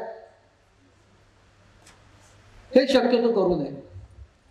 आणि हे सगळं करत असताना, हे नाही मी म्हणत आहे, मी स्वामी महाराजांची भक्ती करत असताना स्वामी महाराजांवरती आपलं प्रेम सुद्धा जडलेलं आहे. पण पुढे पुढे असं काहीतरी होतं की आपल्याकडून काहीच कामं होत नाहीत, आपली काहीच कामं होत नाही. कामं होणं तर सोडूनच द्या, अगदी जीव मेटाकुटीला येतो.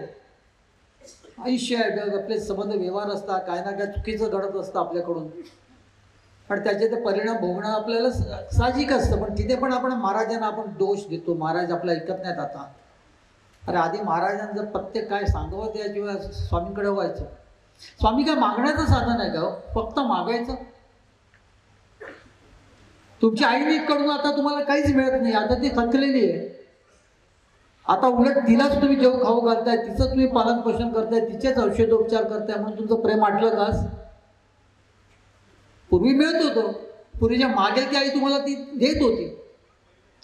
आता आईचं तुम्हाला करावं लागतंय, किंवा तुम्हाला काही करावं लागत नाही, पण तुम्हाला ती तुमच्यासाठी काही करावं अशी तुमची गरज पण नाहीये. तुटतं का नातं? संपतं? नाही संपत. ते प्रेम कायम जडलेलं असतं, कारण ते तुमची आई असते. तसं तिथे स्वामी महाराजांकडे आपण का बघत नाही?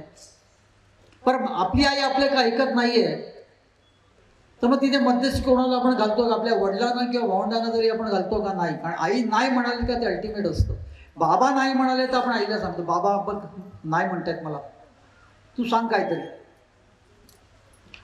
भक्तगण आपण महाराजांना स्मरत असतो, महाराजांची आपल्यावरती अगदी खूप मर्जी असते, महाराजांचं आपल्याला प्रेम आपण अनुभवत असतो. आणि मध्ये मध्ये अशी परिस्थिती होते की आपल्याकडून काही कामं होत नाहीत, आपलेच काही कामं होत नाहीत, आपण अडचणीत येतो, खूप त्रास आपण भोगत असतो. अशा वेळेला तिथे 2 वाटा फुटतात. एक तर त्या काचे पलीकडच्या प्रतिमेला तुम्ही जागृत करणं तुमच्या श्रद्धेने आणि तुमच्या प्रेमाने.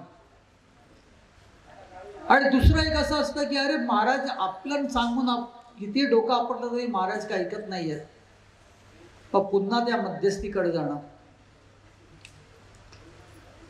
आणि हे मध्यस्थी कधी कधी इतकी विकोपाची म्हणजे म्हणतो ना आपण, ती गाठलेली असते अवस्था.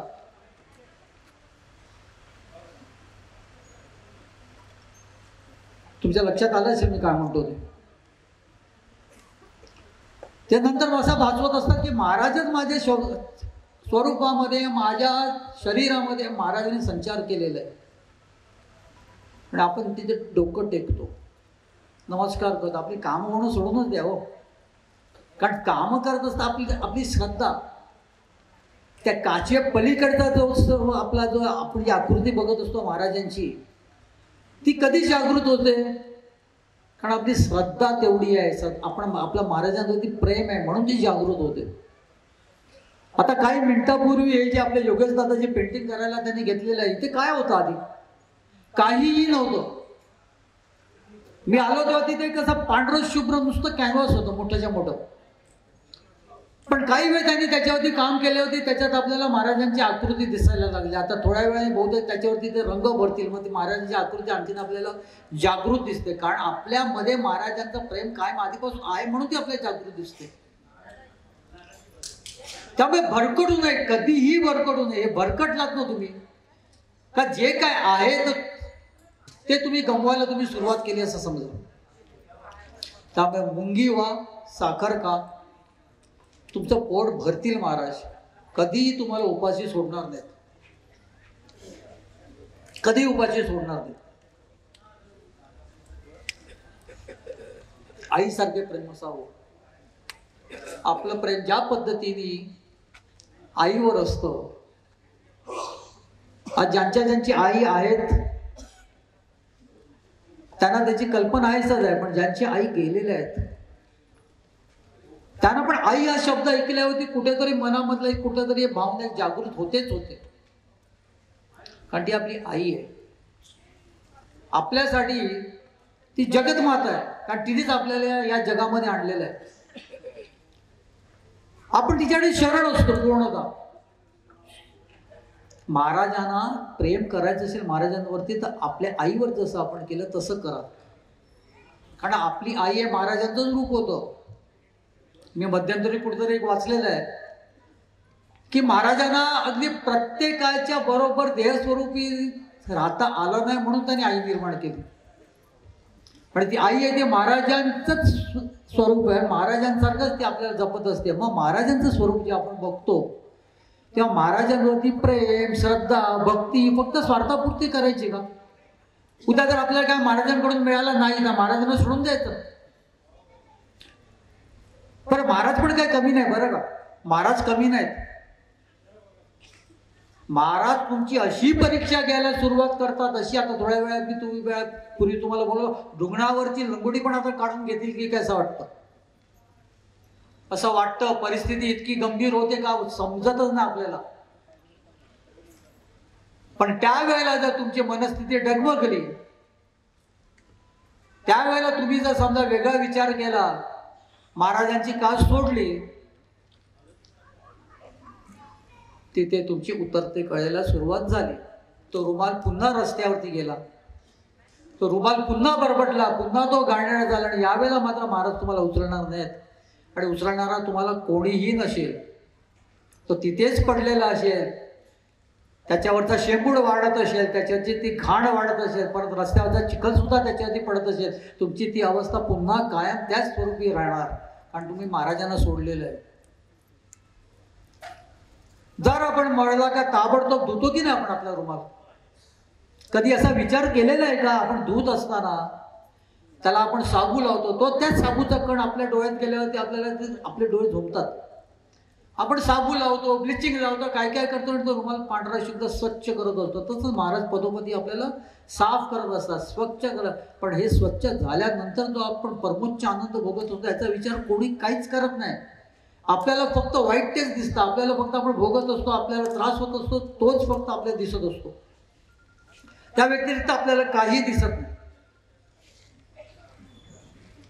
पण आम्ही स्वामी भक्त बरं का, आम्ही स्वामी भक्त. कसे बघतो तुम्ही? मग त्याच्यात मी पण आलो बरं का. मी तुम्हाला आज एवढं काय सगळं सांगतोय म्हणजे माझ्यामध्ये ते गुण नाही असं नाहीच आहे. सामान्य माणसं आहोत आपण. त्या दिशेला भरभराट आहे, ती दिशा खूप उज्ज्वल आहे. म्हणजे त्या दिशेने मी चालतोच असं समजू नका चुकून. पण मी तुमच्याबद्दल आज जे काही सांगतोय ते फक्त हेच सांगतोय की असं गेलं तर तिथे उजेडच उजेड आहे, लखलखता उजेड आहे. तिथे गेलं तर काळोख आहे. मी सुद्धा त्या उजेडाच्याकडे जाण्याचा प्रयत्न करतोय, तुम्ही पण करा, एवढंच सांगतोय मी तुम्हाला. त्यामुळे महाराजांच्या बद्दलचं प्रेम जे जोपर्यंत तुमच्या मनामध्ये नाही आहे, जोपर्यंत तुम्ही पूर्णतः शरण झालेले नाही आहेत महाराजांना, तोपर्यंत तुम्ही अपेक्षा कशी करणार? महाराजांना कधी घेतले का? 11 महिन्यासाठी लेवल लायसन्स होते का बाबा तुमच्या 11 महिने मी तुमची पूजा करणार, त्याच्यामध्ये जे मला मिळेल ते मला आयुष्यभर पुरलं पाहिजे. ज्या क्षणी मला तुमच्यावरती फक्त खर्चच होईल, अगरबत्तीचा खर्च, धुपाचा खर्च, नैवेद्याचा खर्च, आणि मला काय मिळालंच नाही कधी अजिबात, कारण तुमचं काय काम आहे मला?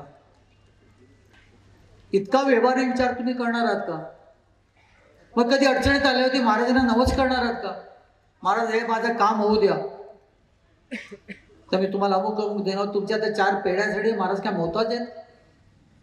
महाराजांकडे तुमचा अधिकार पाहिजे, तो प्रेमाचा अधिकार पाहिजे, प्रेमाचा हक्क पाहिजे का महाराज मला तुमच्याकडे पाहिजे.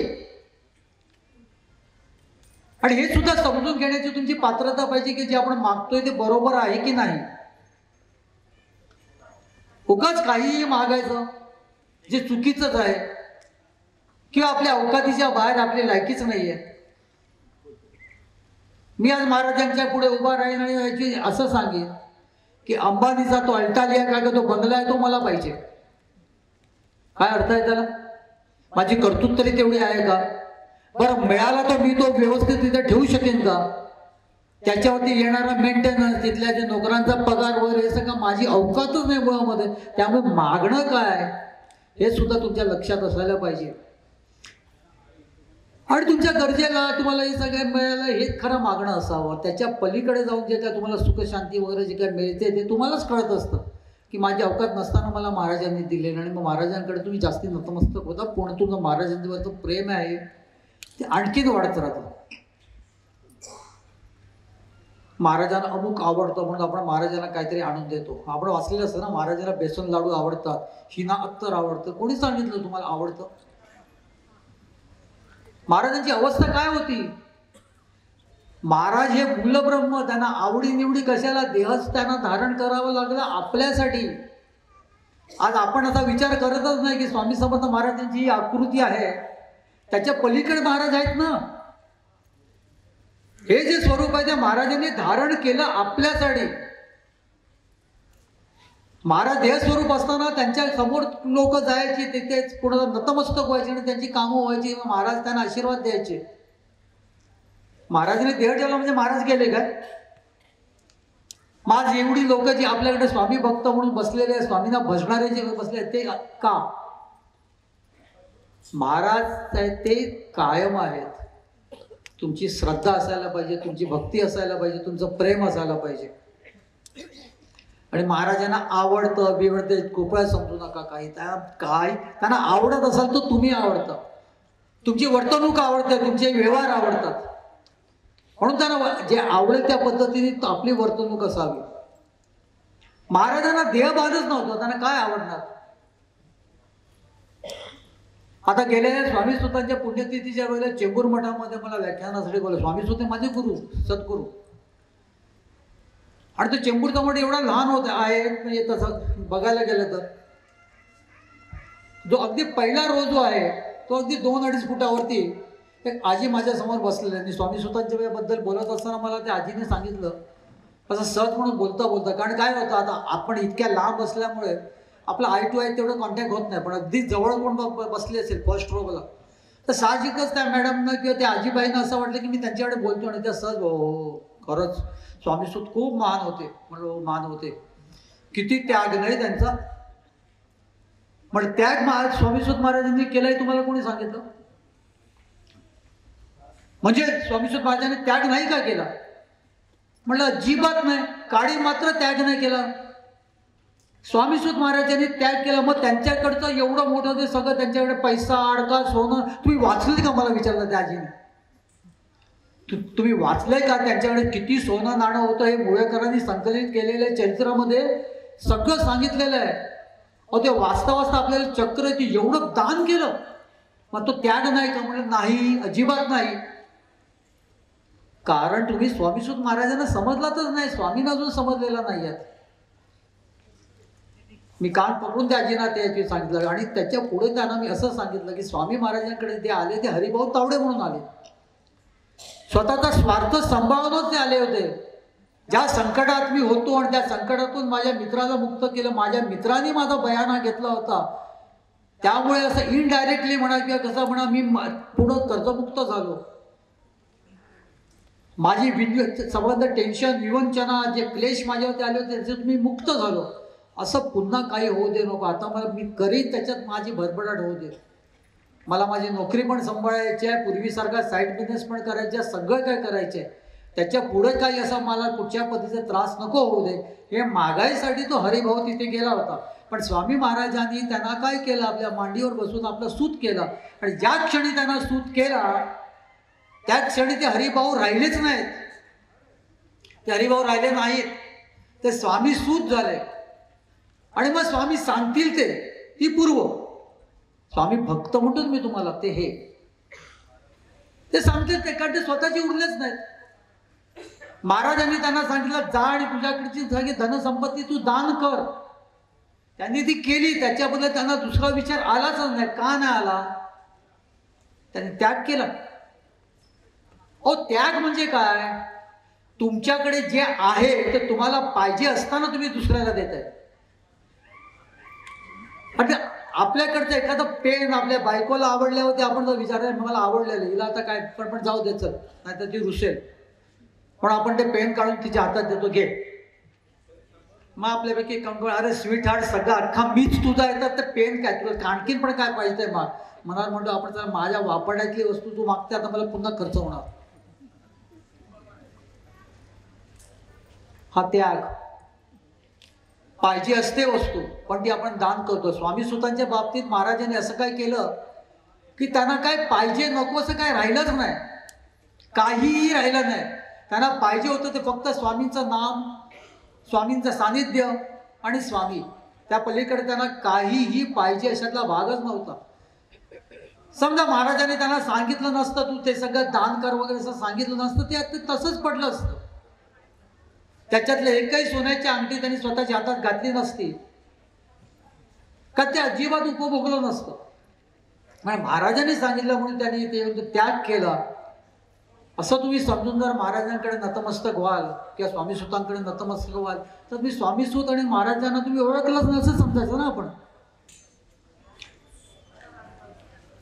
अगदी तसं स्वामी समर्थ महाराजांचं स्वरूप हे नेमकं काय आहे हे सुद्धा जाणून घेणं आपल्याला फार गरजेचं आहे, नाही का. महाराजांना पेढे आवडतात, महाराजांना बेसनाचे लाडू आवडतात, महाराजांना हिना अत्तर आवडतात, तू घासलत नाही असं काय करताय. ती बाई नाही का आलेली,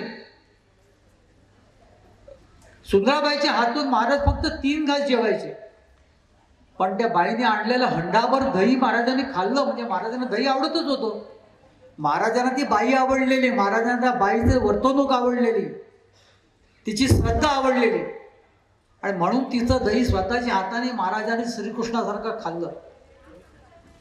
हा कधी विचार करणार आपण.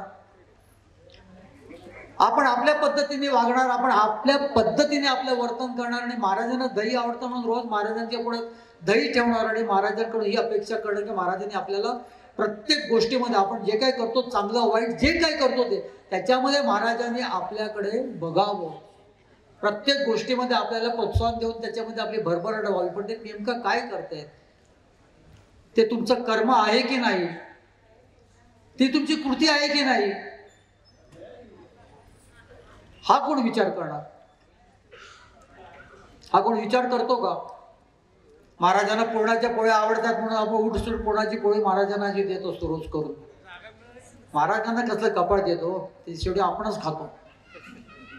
ज्या दिवशी तुम्हाला असं कोणीतरी सांगेल की अशी तू कुठेतरी असं हे असेल किंवा समजा की कुठेतरी स्वप्नात तुमच्या येऊन म्हणजे महाराज जेवायला असं सांगतील की माझ्या पुढ्यात ठेवलेल्या पुरणपोळीचं ताट आहे ते त्याच्यातलं एकही पुरणपोळी तुम्ही खायची नाही, त्याला त्या ताटाची ताटली होईल आणि ती पुरणपोळी तुम्ही अर्धी किंवा पाव महाराजांच्या पुढे ठेवाल कारण ती दुसरीकडे चाललेली आहे. मग महाराजांना अर्पण ते तुम्ही काय केलं, काय केलं महाराजांना अर्पण. तुम्ही महाराजांना काहीच अर्पण नाही तुम्ही केलं. कुठं महाराजांवरती तुमचं प्रेम आहे. तुम्हाला फक्त महाराज म्हणजे मागायचं स्त्रोत आहे, फक्त मागायचं. मागा, नक्की मागा, मागण्याचा तुमचा हक्कच आहे आणि तुम्ही परत तुम्हाला महाराजांनी जन्म प्रपंचात दिलेला आहे. त्यांना वाटलं तर तुम्हाला एखादी विभूती बनवून सोडायचं किंवा तुमचा समाज अवस्था सगळी विधेयी अवस्था वगैरे करून अगदी जवळ घ्यायचं तर तुम्ही परमोच्च आनंद तुम्ही भोगणार. पण तुमच्या घरच्यांना असंच वाटते ते कोणाला दिसणार जे आपल्याला स्वामी सुतांच्या बद्दल दिसलं. स्वामी सुतांच्या बद्दल अगदी प्रामाणिकपणे मला सांगा, तुमच्या घरामध्ये तुमच्या मुलाला त्याची अवस्था स्वामी सुतांसारखी व्हावी का. तुम्ही असं बोलतात ना काय भाग्यवान हरिभाऊ तावडे मानलं पाहिजे. बापरे, खरंच भाग्यवान. खुद्द स्वामी समर्थ महाराजांनी त्यांना मांडी होती घेऊन त्याचा सूत केला. तेवढा भाग्यवान तुमचा मुलगा व्हावा का. मग ते तुम्हाला ती काकूबाई आठवते जी स्वामी महाराजांच्या जाऊन तिथे वर अक्कलकोटला जाऊन त्यांच्या कणपटीवरती बसलेली, माझ्या पोराला याच्यातून सोडवा, तिची अवस्था आठवते. मग तुम्हाला असं वाटतं नको नको माझा मुलगा स्वामी सुख नको. शेजारच्या घरात छत्रपती जरूर जन्माला यावेत पण छत्रपतींचा त्रास, छत्रपतींचं पूर्णतः जे काही आयुष्य त्यांचं जे खडतर गेलं, राजभोग कधी त्यांनी भोगला. तसंच स्वामी सुतांची अवस्था, आयुष्याचा सत्यानाश अगदी म्हणजे म्हटलं तर पार वाट लावली आहे स्वामींनी. एवढा उमदा मुलगा लग्न करून दिलं योग्य वयामध्ये, छानसा संसार थाटला, महत्वाकांक्षी म्हणून मुंबईला आला अगदी शाळकरी वयामध्येच तो मुंबईला आला, एका नातेवाईकाकडे राहिला, तिथे शिक्षण पूर्ण केलं, म्युन्सिपालिटी नोकरी केली, स्वतःच्या हिमतीवरती का. खरं तर ते छत्रपती याची जहागीर दिलेलं घराणं, ते काही म्हणून कमी नव्हतं, सुखसंपन्नी याची घर होतं ते.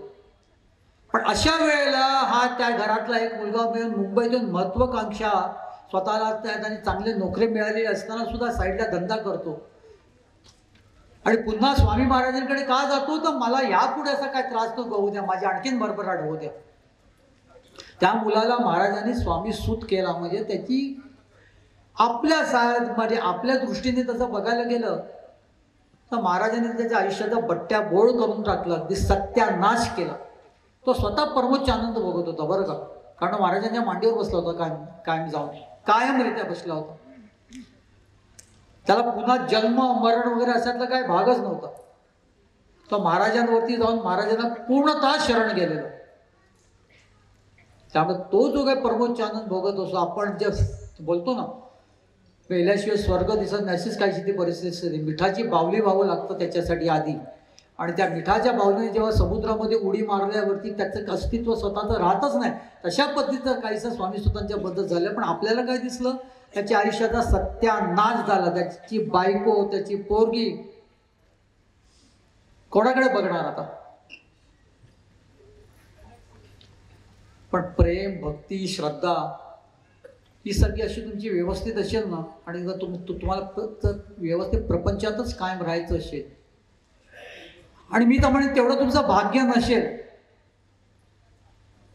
किंवा तुमचा जो काही समज आहे त्या पद्धतीनेच तुम्हाला पुढे राहायचं असेल, त्यातच तुम्हाला तुमचं भाग्य दिसत असेल, पण जे ते काही साध्य करायचे त्याच्यासाठी तुमचं आचरण तर त्या पद्धतीचं राहू द्या. तिथे कशाला कॉम्प्रोमाइज करायचं. बरं, महाराजांनी तुम्हाला प्रपंचात आणलेलं म्हणजे महाराज तुला एकदम 100% सचोत्रीने वागायला कधीच सांगणार नाही. पण जिथे तुम्ही राहू शकता, जिथे तुम्ही चुकीचं काम करत नाही, आणि त्या चुकीच्या कामाने केल्याने एखादा दुसरा माणूस दुखावला जात नाही, त्याचं नुकसान होत नाहीये, तिथे तरी तुम्ही एकनिष्ठ राहा. आणि जेव्हा तुम्ही तिथे एकनिष्ठ राहता, जेव्हा तुम्ही तिथे कुठल्याही पद्धतीचं कॉम्प्रोमाइज करत नाही, तेव्हा खऱ्या अर्थाने तुम्ही अगदी प्रायमरी लेवलला स्वामी भक्त बनता. स्वामी भक्ती एवढी सोपी नाही हो. आपण म्हणूया, आता मी जर म्हणालो की मी स्वामी याचक आहे, स्वामींकडे याचना करतो, तर माझ्याकडे लोकांचा बघण्याचा दृष्टिकोनच काहीतरी विचित्र होईल. बापरे, हा याचक म्हणजे कोणतरी मोठाच आहे. बहुतेक साधूच्या वरची असेल ती अवस्था, कारण आपण समजतच नाही आहोत आपण नेमके काय आहोत ते. त्यामुळे भक्तगण, समोर एक घड्याळ ठेवूनच मी बोलतोय. मी कुठच्याही माझ्या व्याख्यानाला कधी उगाच वेळ घेत नाही जास्ती. स्वामी समर्थ महाराजांच्या बद्दल, स्वामी समर्थ महाराज हे परब्रह्माचं असं एक स्वरूप आहे जे तुमच्या आईसारखं आहे. आईसारखं प्रेम मिळेल तुम्हाला, पण त्यासाठी तुमची तिथे तेवढी श्रद्धा असावी लागते, तुमची भक्ती असावी लागते, तुमचं प्रेम असावं लागतं. या 3 अगदी प्रिलिमिनरी गोष्टी आहेत. त्याच्या पलीकडे आपल्याला खूप काय मिळवायचं स्वामींकडून, पण ह्या 3 गोष्टी मिळाल्याशिवाय ती अवस्थाच येत नाही की त्या पुढे कसं जायचं ते. त्यामुळे भान मात्र कायम ठेवावा लागतो, अगदी कायम भान ठेवावा लागतो, कायम सतर्क राहावं लागतं. कायम एक लक्षात घ्यावं लागतं की आपण महाराजांचे भक्त आहोत असं आपली ओळख आपण लोकांना करून देतोय.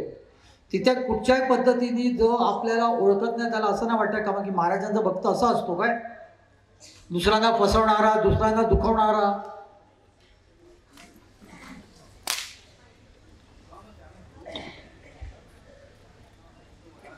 तो पेपर पडले पुढे.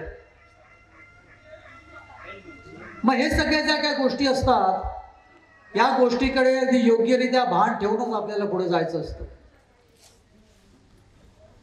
त्यामुळे भक्तगण, आपण महाराजांचे भक्त सगळेच व्हावेत अशी माझी पण इच्छा, आणि सगळ्यांना प्रत्येकाला आपल्याला वाटत असतं.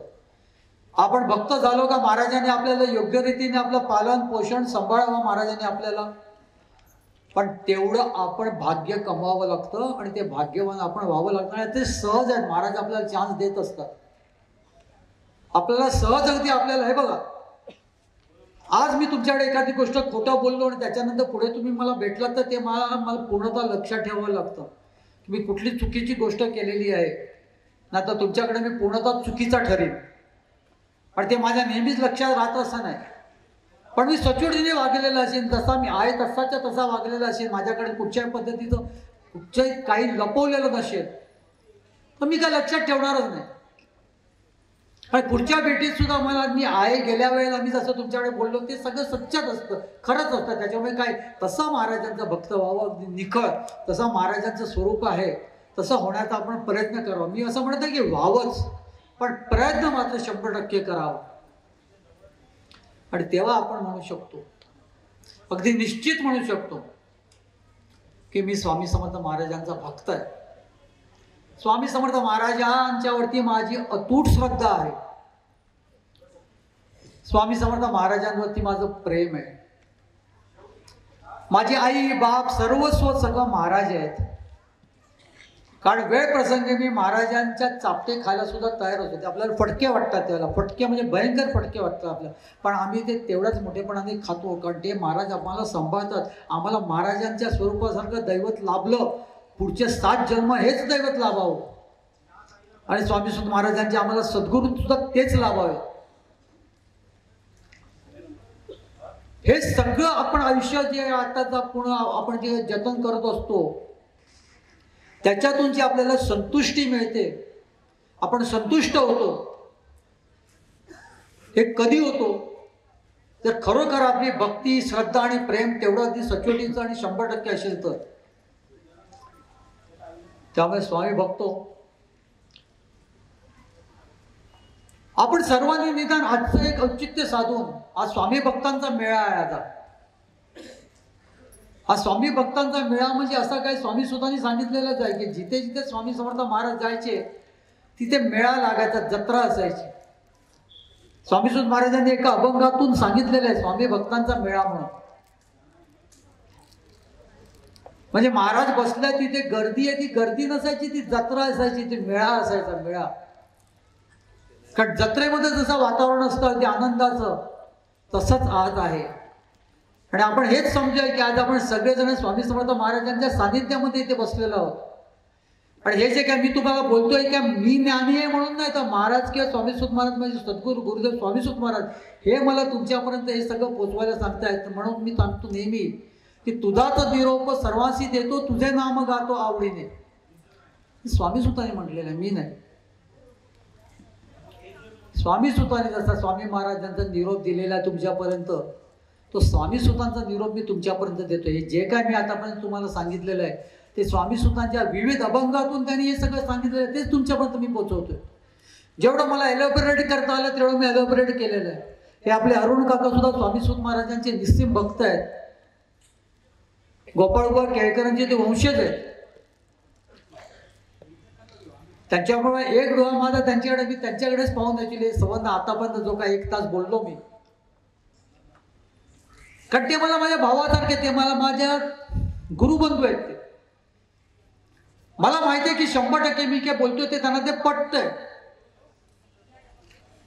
आणि अवस्थेमध्ये म्हणाल की मी जे काय म्हणतो प्रेम असायला पाहिजे, भक्ती असायला पाहिजे, श्रद्धा असायला पाहिजे, हे माझ्या बाबतीत असायला पाहिजे. मी अजून त्याची साध्य करण्याचा प्रयत्न करतोय. पण माझ्यापेक्षा कितीतरी पावलं, शेकडो हजारो पावलं पुढे ते आहेत. ते स्वतः कीर्तनकार सुद्धा आहे. त्याच्यामुळे स्वामी समर्थ महाराजांचे निस्सीम भक्त व्हा. स्वामी सुत महाराजांकडे अतूट प्रेम करा. स्वामी महाराजांवरती अतूट प्रेम करा. तुमच्या मनातली श्रद्धा, मनातली भक्ती ही इतकी वृद्धिगत करा की तुमचं प्रेम आहे ते महाराजांवरती इतकं बसेल की तुमच्या मनात दुसरा कधी काही विषय येणारच नाही. त्यांच्यापासून दूर होणं हे तुम्हाला सहनच होणार नाही, जसं स्वामी सुतांना नाही झालं. स्वामी सुतांना नाही झालं सहन. ती कल्पना सहन नाही झाली की आपल्या हयातीमध्ये महाराजांनी देह ठेवला किंवा महाराज आपल्या नजरेआड झाले तर आपण काय करावं.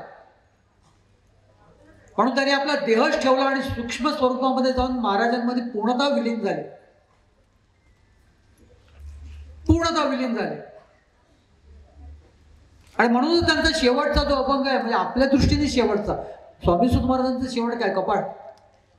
आपल्या दृष्टीने ते देह ठेवण्याच्या आदल्या दिवशी रात्री ते स्वामी महाराजांचं आत्मलिंग जे स्वामी महाराजांनी त्यांना दिलेले ते कवटाळून बसले होते.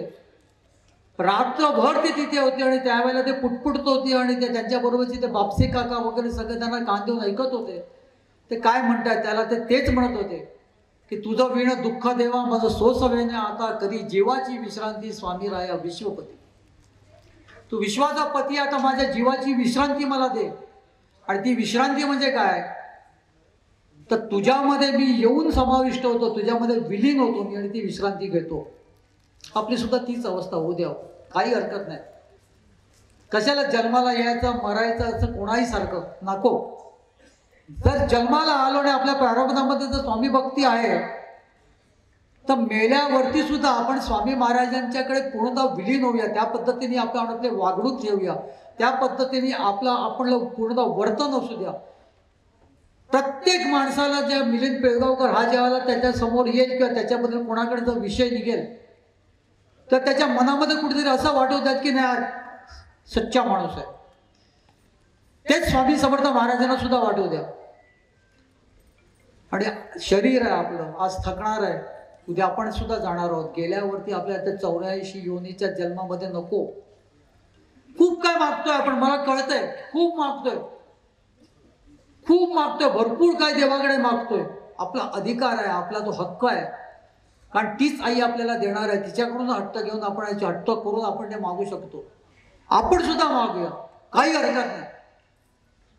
पण तत्पूर्वी तिला काय अभिप्रेत आहे, आपल्या स्वामी आईला काय अभिप्रेत आहे, त्या पद्धतीने आपण करण्याचा प्रयत्न करूया. प्रयत्न मी म्हणतो, एकदम पटकन तुम्ही एका रात्रीमध्ये नाही सुधरू शकत.